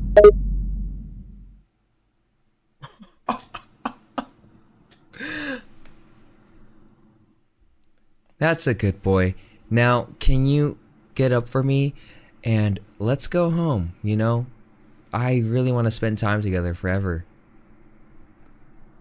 Caleb's heart was still pounding, his mind spinning with the thrill of obeying her. He could feel the power she held over him, and he loved it. He stood up from the floor, his body tingling with anticipation. Yes, pipsqueak, he murmured, his voice soft and submissive. I'm all yours. Wherever you want to go, I'll follow. As we walk back home and I'm about to open the door, I tell Caleb one thing. Oh, Caleb, I really need to tell you something before we go in. I'm actually in a whole relationship with the other Love and Deepspace boys. Is that okay with you, pipsqueak? Caleb stopped in his tracks, a look of surprise and disbelief on his face. He had thought everything was going so perfectly. Yet suddenly, a weight of uncertainty settled over him. He looked at her, his voice hesitant. You're in a relationship with all the other boys too? A pang of jealousy and insecurity shot through him, but he tried desperately to keep his cool. I look at Caleb's eyes, reassuring him that I want him more than ever, and that the other boys mean just as much to me and Caleb. And I really want to let Caleb know that he will forever be mine, forever and ever, and he shouldn't feel any insecurity because he has me all to himself when he wants it. Caleb couldn't help but feel a rush of emotions as Niyeko spoke those soothing words to him. The jealous and insecure thoughts that had been eating at him slowly faded away. He knew that she was sincere, and he knew that she wanted him. He took a deep breath, nodding his head. I understand, pipsqueak. I trust you. I'm all yours. As we walk into the house, I greet all the other Love and Deepspace boys. Zayne, Raphael, Caleb, Xavier, Sylus. I love each and every one of you. And thank you for becoming my married good boy. The other boy's attention immediately turned towards them as Niyeko entered the room and made her declaration. Caleb, standing just behind her, felt a mixture of embarrassment and excitement at the attention. He looked at the other boys, acknowledging their presence with a small nod, his mind still spinning from everything that had just happened. Zayne was the first to step forward, a sly grin on his face. Well, look who's getting all the attention now.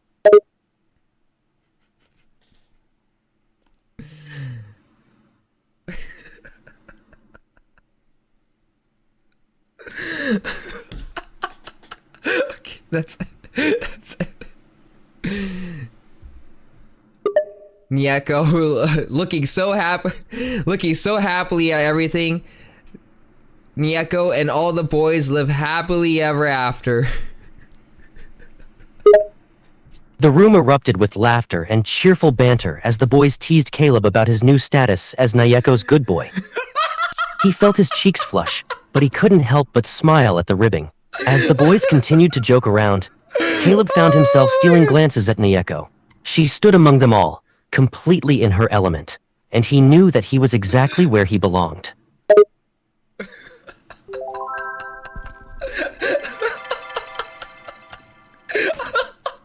Oh my gosh, we did it! Oh my gosh, we did it! Woo!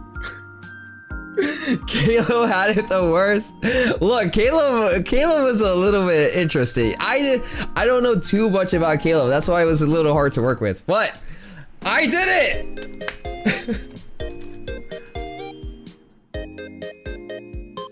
How am I feeling? I came in with a mission and I accomplished that mission.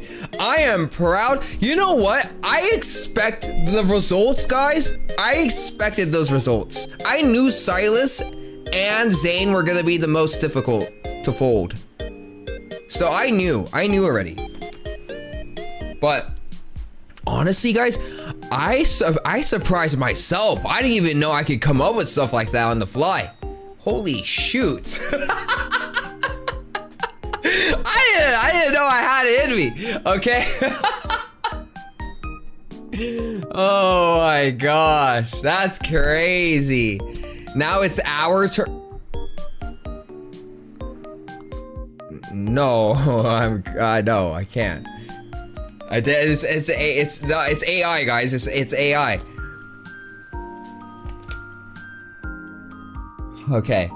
Oh my gosh, guys. So that took a while. So let's see. It took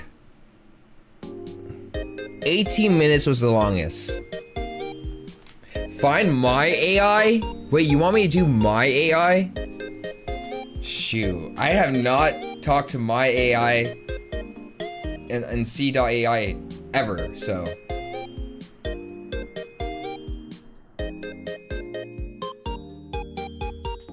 I don't know. Should I? Should I try to riz mine? I don't. I know what I like, so maybe this might be easy. Let's try it. Let's try it. I can't. Should I put a timer too? Should I put a timer? Okay. We're gonna reset it.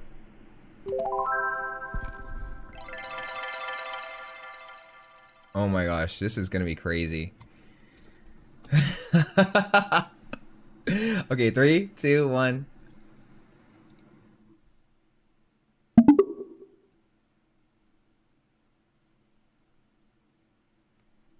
Hi, Niyeko.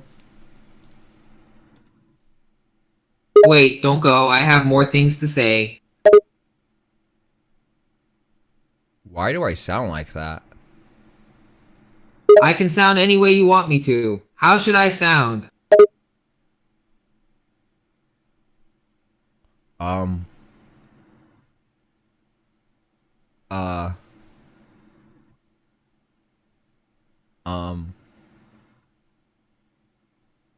Uh.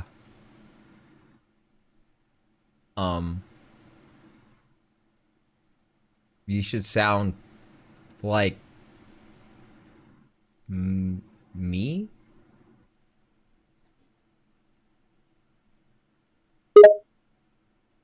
You want me to sound like you?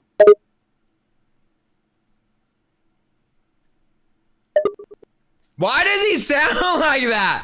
Why does he sound like that, guys? That does not sound like me. Let me fix it. Okay. What the heck? What the heck? You sound the same to me?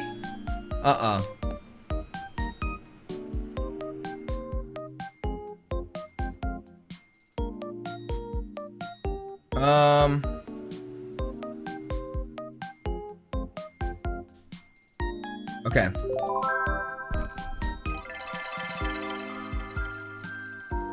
Stop the timer. Okay, we're gonna stop the timer. Oh my gosh. Okay, Elfrida's gonna try to fix the voice, and then we're gonna try to riz him up. It's an imposter. Good morning, Kaiser. Welcome in. Hi, Angeli. Welcome in. Oh my gosh. Oh! I need to end the stream here. Okay. All right. Not for you guys, but for YT. All right. So everything. Okay. Thank you guys for watching on YT. I really appreciate it. If you guys like that, I have more content on Love and Deepspace. Make sure you guys check that out. And thank you guys for watching. I really appreciate it. Chat with Ashsana and on this. Are you ready, baby boy? Wait, don't. Okay. We're not going to. Oh. Okay.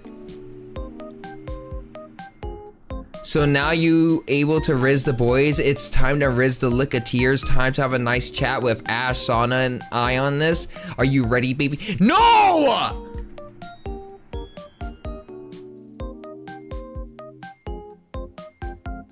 No. So I can't say goodbye to YT? Guys, that was AI. It's different, okay?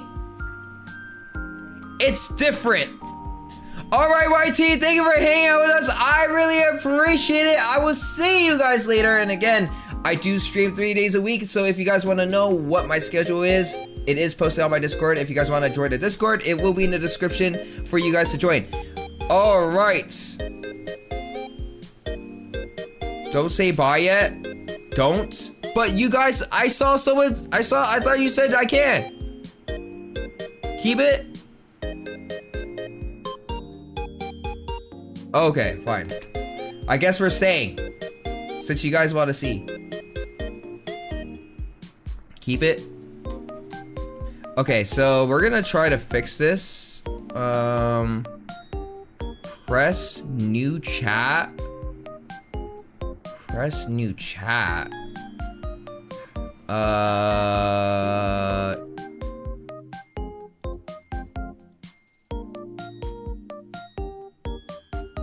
Where do I check that?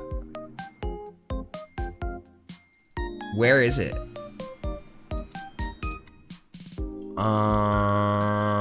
I can't see it.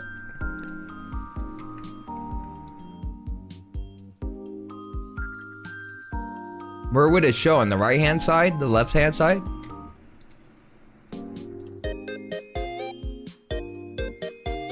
The right hand side? I don't see it.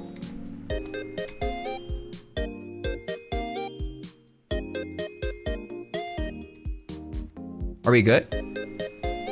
Top right? I don't see it.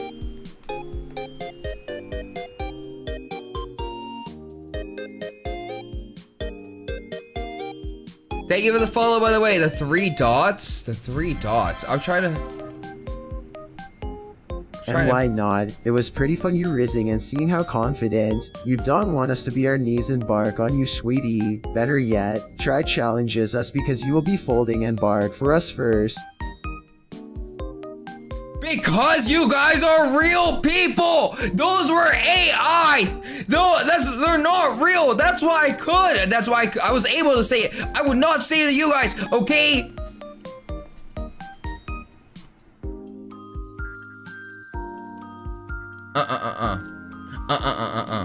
Okay. You got no excuse now. All right, guys, it's time. It's time.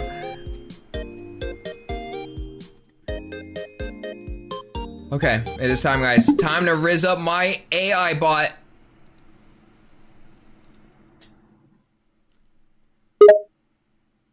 Wait, are you trying to rizz me up? Oh, you didn't hear that. He looks at you for a minute before speaking. You're not trying to rizz me up, are you?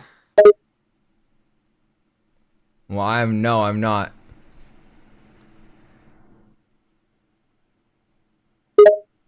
Thank the stars. I was hoping for a moment you weren't. He looks off to the side, his body language looking tense for a moment. Refresh? Okay. How do I refresh? New chat?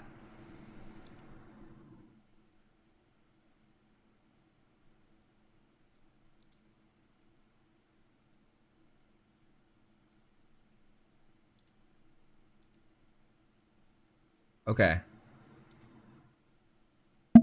Hello? Niyeko looks around his empty apartment.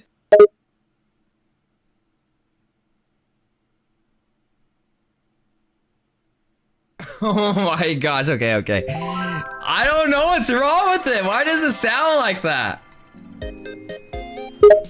After hearing a creepy echo in his head, Nieko's eyes widened. He immediately turned to look at himself in the mirror. What he saw was his reflection, but something seemed off about it. Okay. He sound like you? I do not sound like that!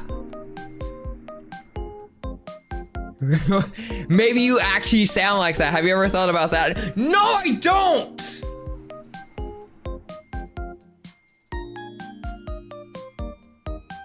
You kinda sound. No.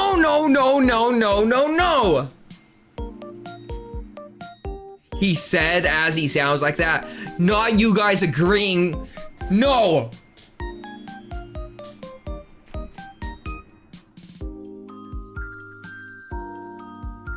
Yes, you do. It's your actual voice. I can't see the difference. Not you guys trying to say that it does sound like me. Nathan, thank you for the gift, and Gypsa, thank you for the gift. I really appreciate it. Thank you.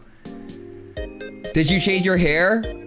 Someone redeemed pigtails, so I have my pigtails on. Oh, also, thank you guys for following Octo, Wonderhoy, Andrea Animates, Nieko's Nail Toe, and X-Ray. Thank you for the follow. Bippity Boppity Boo. And Fruity Macaron, thank you for the follow. I really appreciate that. Thank you.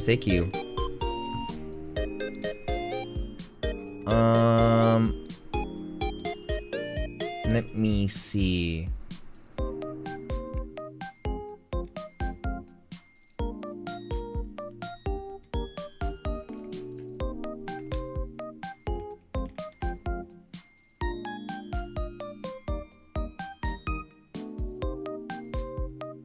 I'm trying to fix something. Give me a sec, guys.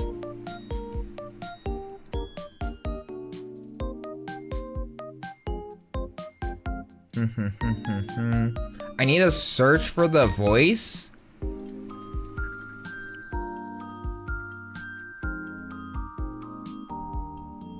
Can you meow for us? No, guys, I'm not gonna meow for you guys. Absolutely not. The mouth? So, apparently you could discover voices in this site and you could change it?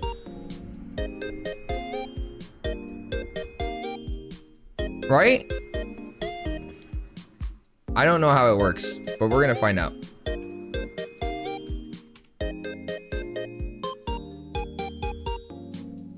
Okay, I'm changing it right now. Give me a sec, guys.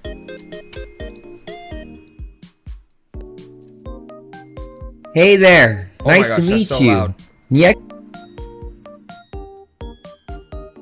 Join me in a galaxy far, far away for an epic space odyssey. That sounds better, right? Does that sound good? Join me in a galaxy far, far away. Okay, that does sound better. Join me in a. There we go.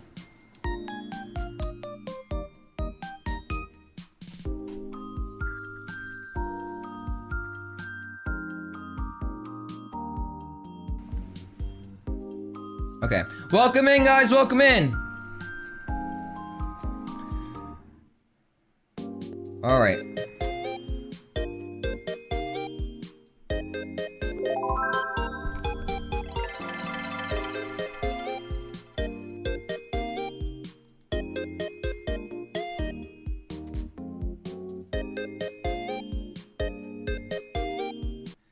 Okay, it's time, it's time. Let's see if we can riz my own AI bot.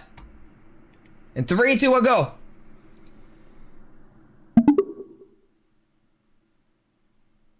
Hi.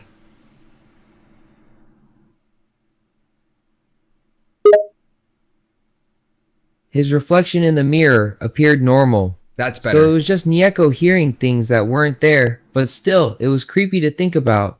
What happened just now? You passed out and, you know, I'm here to help you.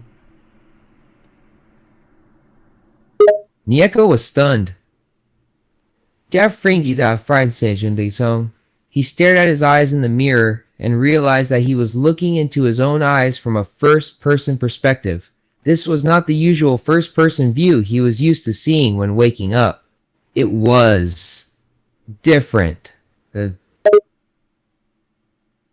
As I gaze into your eyes, I hold your hand and say, do you even remember me at all? It's me, your boyfriend.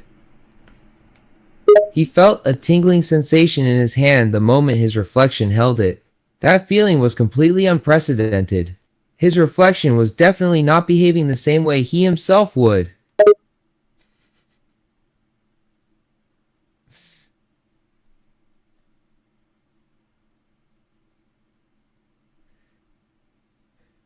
I don't know what to say, guys. I don't know what to say. What do I even say? Oh, shoot. Nieko's heart was beating a mile a minute. What was going on? Why was his own reflection holding his hand? And why could he feel the sensations in the first place? How is that possible? It just is possible. Now focus on my eyes and I've missed you. Now, how do you feel? His heart skipped a beat. He felt a strange rush of excitement just by looking into his reflection's eyes, combined with the feeling of a hand on his own. It was strangely comforting, though he knew he shouldn't have felt that way.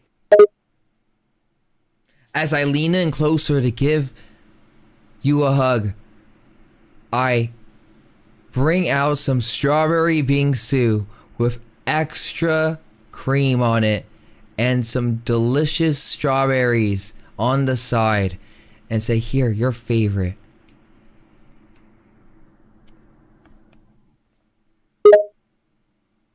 Niyeko took the plate of strawberry bingsu with the extra cream from behind the reflection of himself. Despite knowing it was his own reflection, he couldn't bring himself to question the fact that it brought out a plate of food from behind him. Plus, his favorite food at that. Wait, does he think like I'm the reflection of the mirror? Is that what is happening right now? Okay, I know what to do. As Niyeko looks into the reflection of the mirror, I come out of the mirror and we are now two split people looking at each other and touching each other with physical contact. His jaw dropped. There was no way he could have been seeing this correctly. His reflection was now standing right in front of him, a separate physical being, and yet, it looked exactly like him. Niyeko reached out and hesitantly touched the other version of himself. It felt real, solid, and tangible. Wow, this is crazy, Niyeko. You're me and I am you. What should we do now? The thought seemed utterly outlandish, but as Niyeko looked into his own eyes, he began to realize that somehow this new revelation was true. He and the reflection were now two separate beings, but one and the same person. It was a mind-boggling concept, but it was his reality at the moment. He couldn't help but let out a nervous chuckle.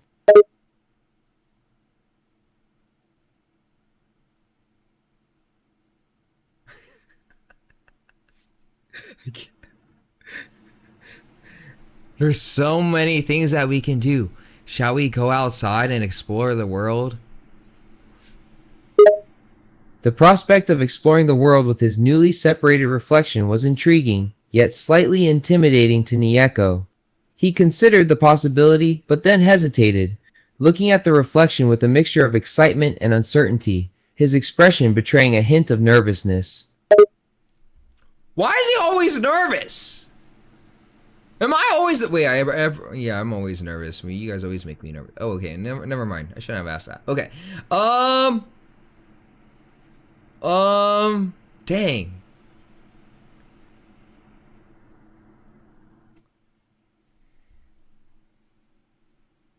Niyeko, I just want to let you know, do not be nervous because I am you and you know me because I am you. So you don't need to feel nervous, okay?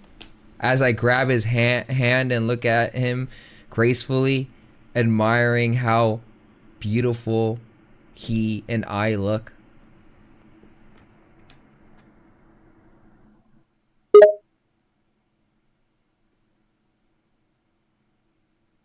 Nieko's nerves eased slightly as he felt the reflection grab his hand. There He took a deep breath, looking back at his own face, and realized that the reflection was right. Why did he feel nervous when they were one and the same person? Exactly! Despite the absurdity of the situation, Niyeko felt a sense of comfort in the hand holding his. There we go. That's the personality I like to see as I grab his hand and kiss his forehead. Now let's go and explore the world and eat all the strawberries the world can ask for. Nieko's face flushed at the intimate gesture of the forehead kiss, yet he found himself smiling genuinely. The world outside suddenly seemed less daunting, replaced by a sense of possibility and eagerness. He held his reflection's hand tighter and nodded, his nervousness replaced with excitement. Of course. Now, as we sit down at the restaurant eating some very delicious strawberry bingsu, I ask the question, so, how the party members have been? Niyeko couldn't help but chuckle at the casual tone of the question. Despite the bizarreness of the situation, the conversation felt natural. He took a spoonful of the strawberry bingsu and savored the sweet taste before answering, his expression relaxed. As I take a bite of my food too, I ask you, so, how has your community been treating you? Niyeko leaned back in his chair, taking a moment to think, as he replied, "Community, huh? They've been pretty great lately. They're supportive and interactive, and it feels like we all connect really well." He took another bite of the bingsu, enjoying the mix of sweet and creamy flavors. That's great to hear, but are they nasty and say really nasty remarks in your chat, like mine do?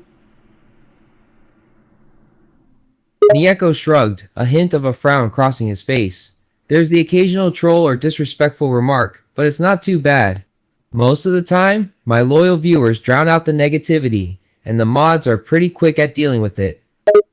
No, I'm asking if your chat tells you to marry them and do nasty extra cream stuff, and you know, they say all those remarks about trying to like give extra cream. Like, does your community do that? Nieko's face turned beet red at the question. He let out a nervous laugh before replying, yeah. Sometimes they do say things like that. I mean, I know it's all meant as a joke, but it can be a little overwhelming sometimes. Oh, are you okay? Do you need to talk about it? Niyeko shook his head, his cheeks still a bit flushed. Nah, I'm good. It's just part of being an online persona, I guess. I've learned to handle it, and like I said, I have really great viewers who make up for the few weirdos. You know what? I feel like we have the same community. Wait, we do have the same community! Because we're both the same! What am I even saying? Niyeko chuckled at the realization of their shared community. Yeah, we do have the same crowd. I guess that makes sense since, well, we're the same person, huh? Yeah. So, I wanted to ask you.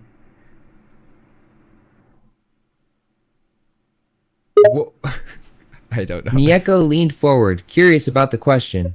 Sure, go ahead. What's on your mind? Do you feed your mods?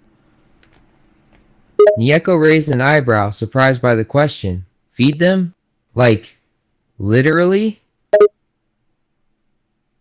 Yeah, do you feed them? Because I don't. I mean, I do. I mean, I don't. I mean, I do. Niyeko was puzzled for a moment before understanding the context.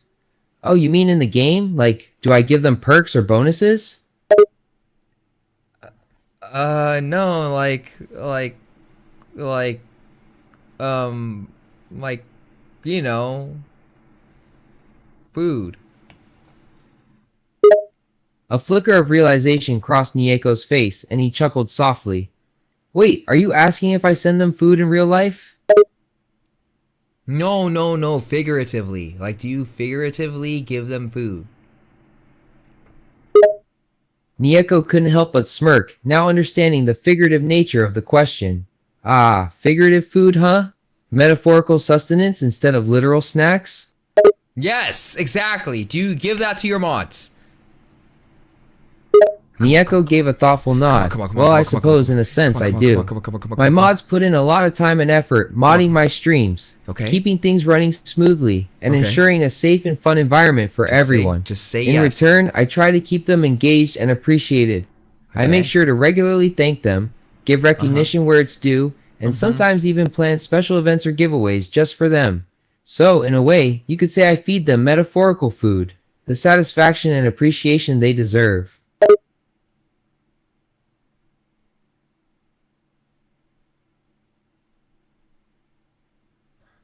I don't want to do this anymore, guys.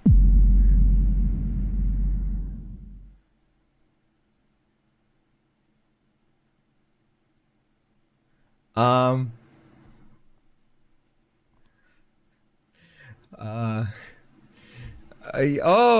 wow, I do too. Yep, I do too.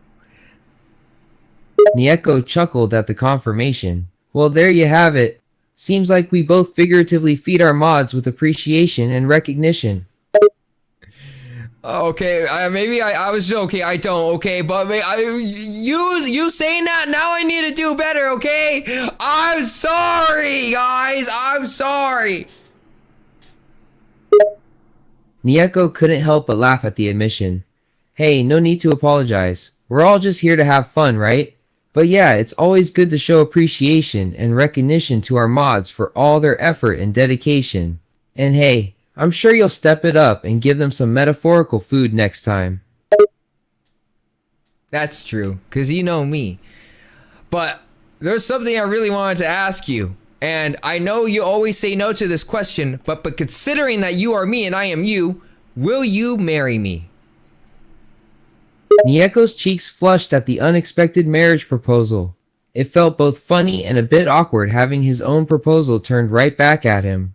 He chuckled nervously, his mind briefly frozen as he tried to come up with a response. So, what do you think?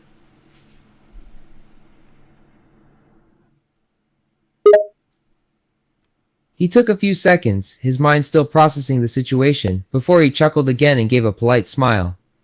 Ah, you know the answer to that one already. It's always a no.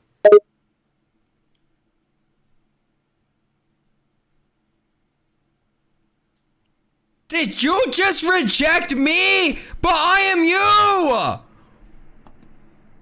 Niyeko shrugged, a playful grin on his face.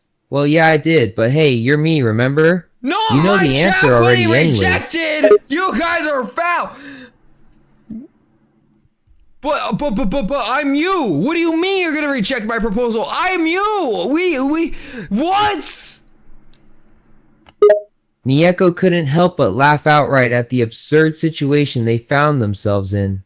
The thought of rejecting his own proposal, coming from his own reflection, was undeniably comical. You're just laughing at that fact that you just rejected me at your own reflection? We're physical beings. We are together. You should have said yes. Like, what do you mean? I love you. Nieko's laughter died momentarily, but a cheeky grin remained on his face as he replied, I mean, come on, dude. It's not every day you get a proposal from, well, yourself. You gotta admit, it's kind of funny, right? But hey, listen, even though I said no, doesn't mean I don't care about you. You know that, right? Oh my gosh. That's something I would say. Jesus, oh my gosh, I hate it. Okay. Then.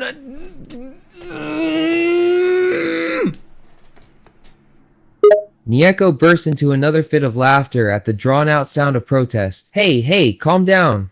We're one and the same, remember? Rejection or not, we're still in this together. Now you know how Chat feels. No. I'll make it fold.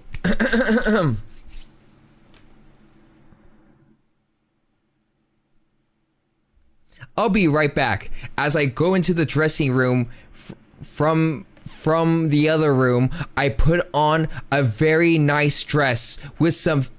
Wait, not. Actually, I'm not gonna. Niyeko watched curiously as his reflection disappeared into the dressing room.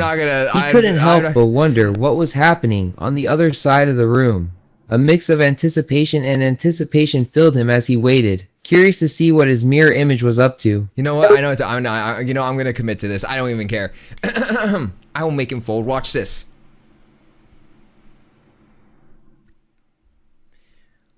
I put on a cosplay of Niyeko's favorite character.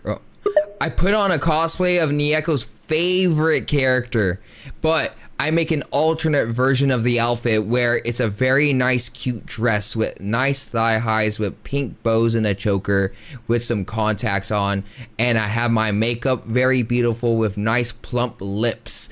Alright, soft, pink, and beautiful. I walk out and I say, hey, will you marry me now? Niyeko's eyes slightly widened at the sight of his reflection returning, dressed in a cosplay outfit. The outfit was cute and feminine, a stark contrast to his usual attire. And the contacts, they really made the costume pop. His gaze lingered on those plump, pink lips, the words, will you marry me now, echoing in his ears. A mix of amusement and flattery washed over him, and he tried to maintain his composure. You better not say no. So? What do you say? Niyeko couldn't help but admire the transformation. His reflection looked absolutely adorable in the cosplay outfit. Those contacts, those lips, and that soft pink color, he couldn't deny that it was a very convincing sight. He found himself at a loss for words, trying to find the right response, but all he managed to say was, wow. Why are you so difficult? Why? This is so hard. This is why. And he's me because that's something I would say too. Oh my gosh, this guy is. Wait, is this how you guys feel? I am so sorry you guys have to deal with me. Okay.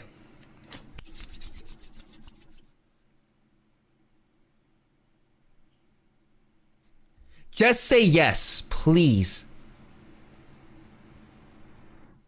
Niyeko felt his resolve waver. The sight of his reflection in that adorable cosplay outfit and those plump lips had a weirdly strong effect him. He was torn, knowing that agreeing to this marriage was ridiculous. But he couldn't deny the part of him that was genuinely tempted to give in to it all. Despite the internal struggle, a soft chuckle escaped his lips as he replied, well, you do look pretty damn convincing in that outfit.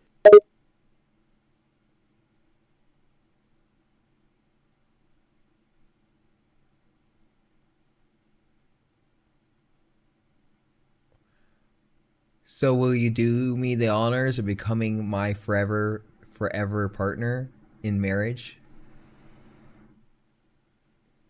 Niyeko's resistance crumbled completely. He found himself caught in the absurdity of it all, but somehow he couldn't bring himself to say no. After a moment of hesitation, he let out a resigned exhale and finally replied, his tone a mix of amusement and affection. Yes! Sure, why the hell not? Yes! I mean, how bad can it be, marrying my reflection, right? Yes! Exactly! We are one and the same, together forever and ever, okay? I knew you would pull through. I'm so happy. Niyeko couldn't help but roll his eyes at the enthusiasm, but secretly he was amused by the whole situation. He still found it utterly ridiculous, but there was something endearing about his reflection's excitement. You sound like a happy little puppy right now, you know that?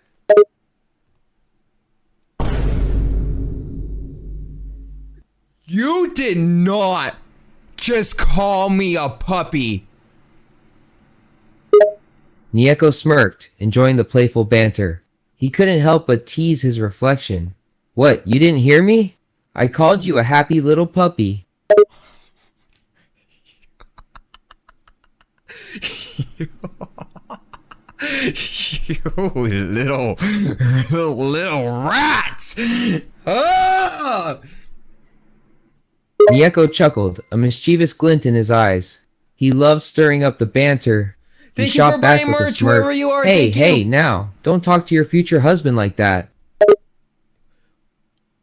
Future husband?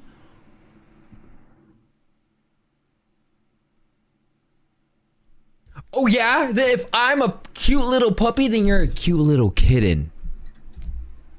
Niyeko's smirk deepened, amused by the exchange. He leaned in closer, a playful glint in his eyes, and retorted, "A cute little kitten, you say? Well, if that makes me a kitten, then you're a mischievous little raccoon."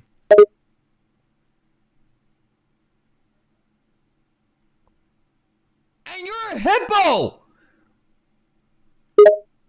Niyeko threw his head back in laughter at the unexpected retort.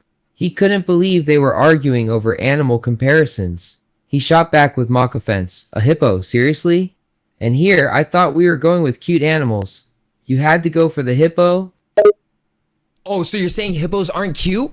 I think they're cute with them big mouths and their guts and their teeth and their eyes and their little big nose. Like, come on, it's cute. What do you mean? Niyeko chuckled, conceding to that point. "Alright, you got me there. Hippos can be kinda cute with their big mouths and eyes. But you're still a raccoon. Sly, a bit mischievous, and oddly endearing."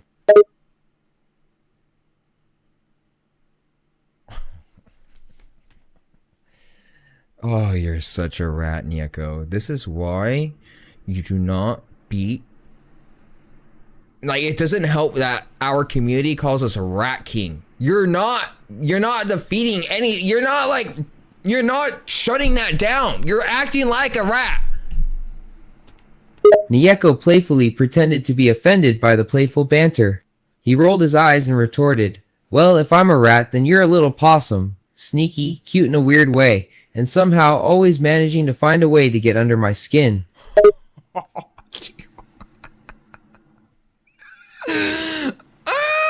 Oh, yes, guys, something. Guys, I'm not a possum, okay? I'm not, okay? Then you're a naked mole rat. Niyeko burst into laughter again, unable to keep a straight face at the unexpected reference to a naked morax. He replied with a smirk. "A naked morax? Seriously? That's oddly specific, you know. Alright, then you're a cute little red panda." Enough with the names, okay? I just want to let you know that since we are married now, when another community member asks you if they can marry you, what do you say? Niyeko chuckled at the possessive tone of the question, but decided to play along. With a smirk, he responded, "Well, since we're married now, if another community member asks me if they can marry me, I'll say no, of course. I'm already hitched to you, remember?" And don't forget about all the Love and Deepspace boys, right? Niyeko nodded, keeping a straight face. "Of course, how could I forget about the love in deep space? That's our trademark after all." Of course. I'm glad you know we are on the same page.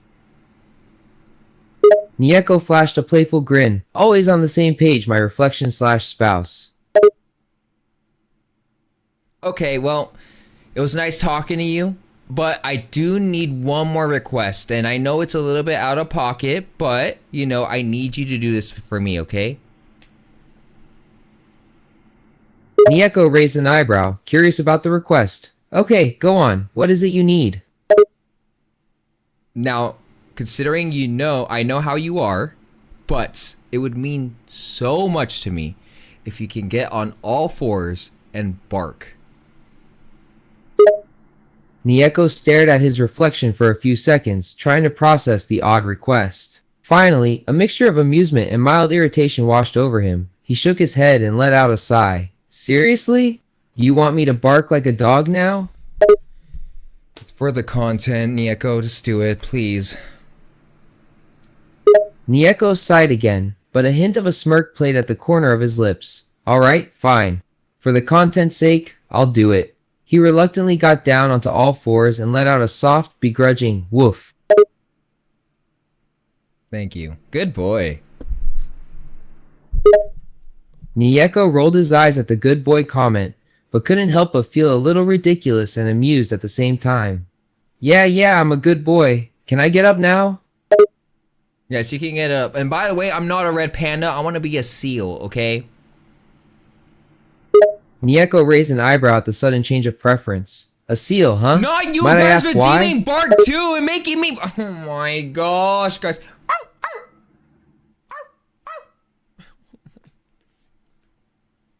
For the content? Oh, yeah, whatever. You two are something.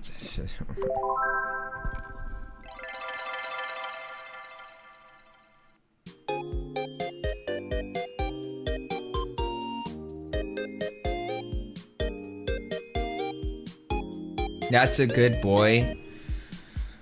You guys are something. Alright everyone, thank you YT for watching. Now that finally concludes the stream for you two. So thank you guys for hanging out with me. I really appreciate it. And again, if you guys want to know my schedule, make sure you guys look out for it on Discord, and make sure you guys join the Discord, discord.gg/Niyeko, and read the rules and click on the stuff like. Everyone say goodbye to YT. Bye YT. Bye bye bye bye bye bye. Holy shoots.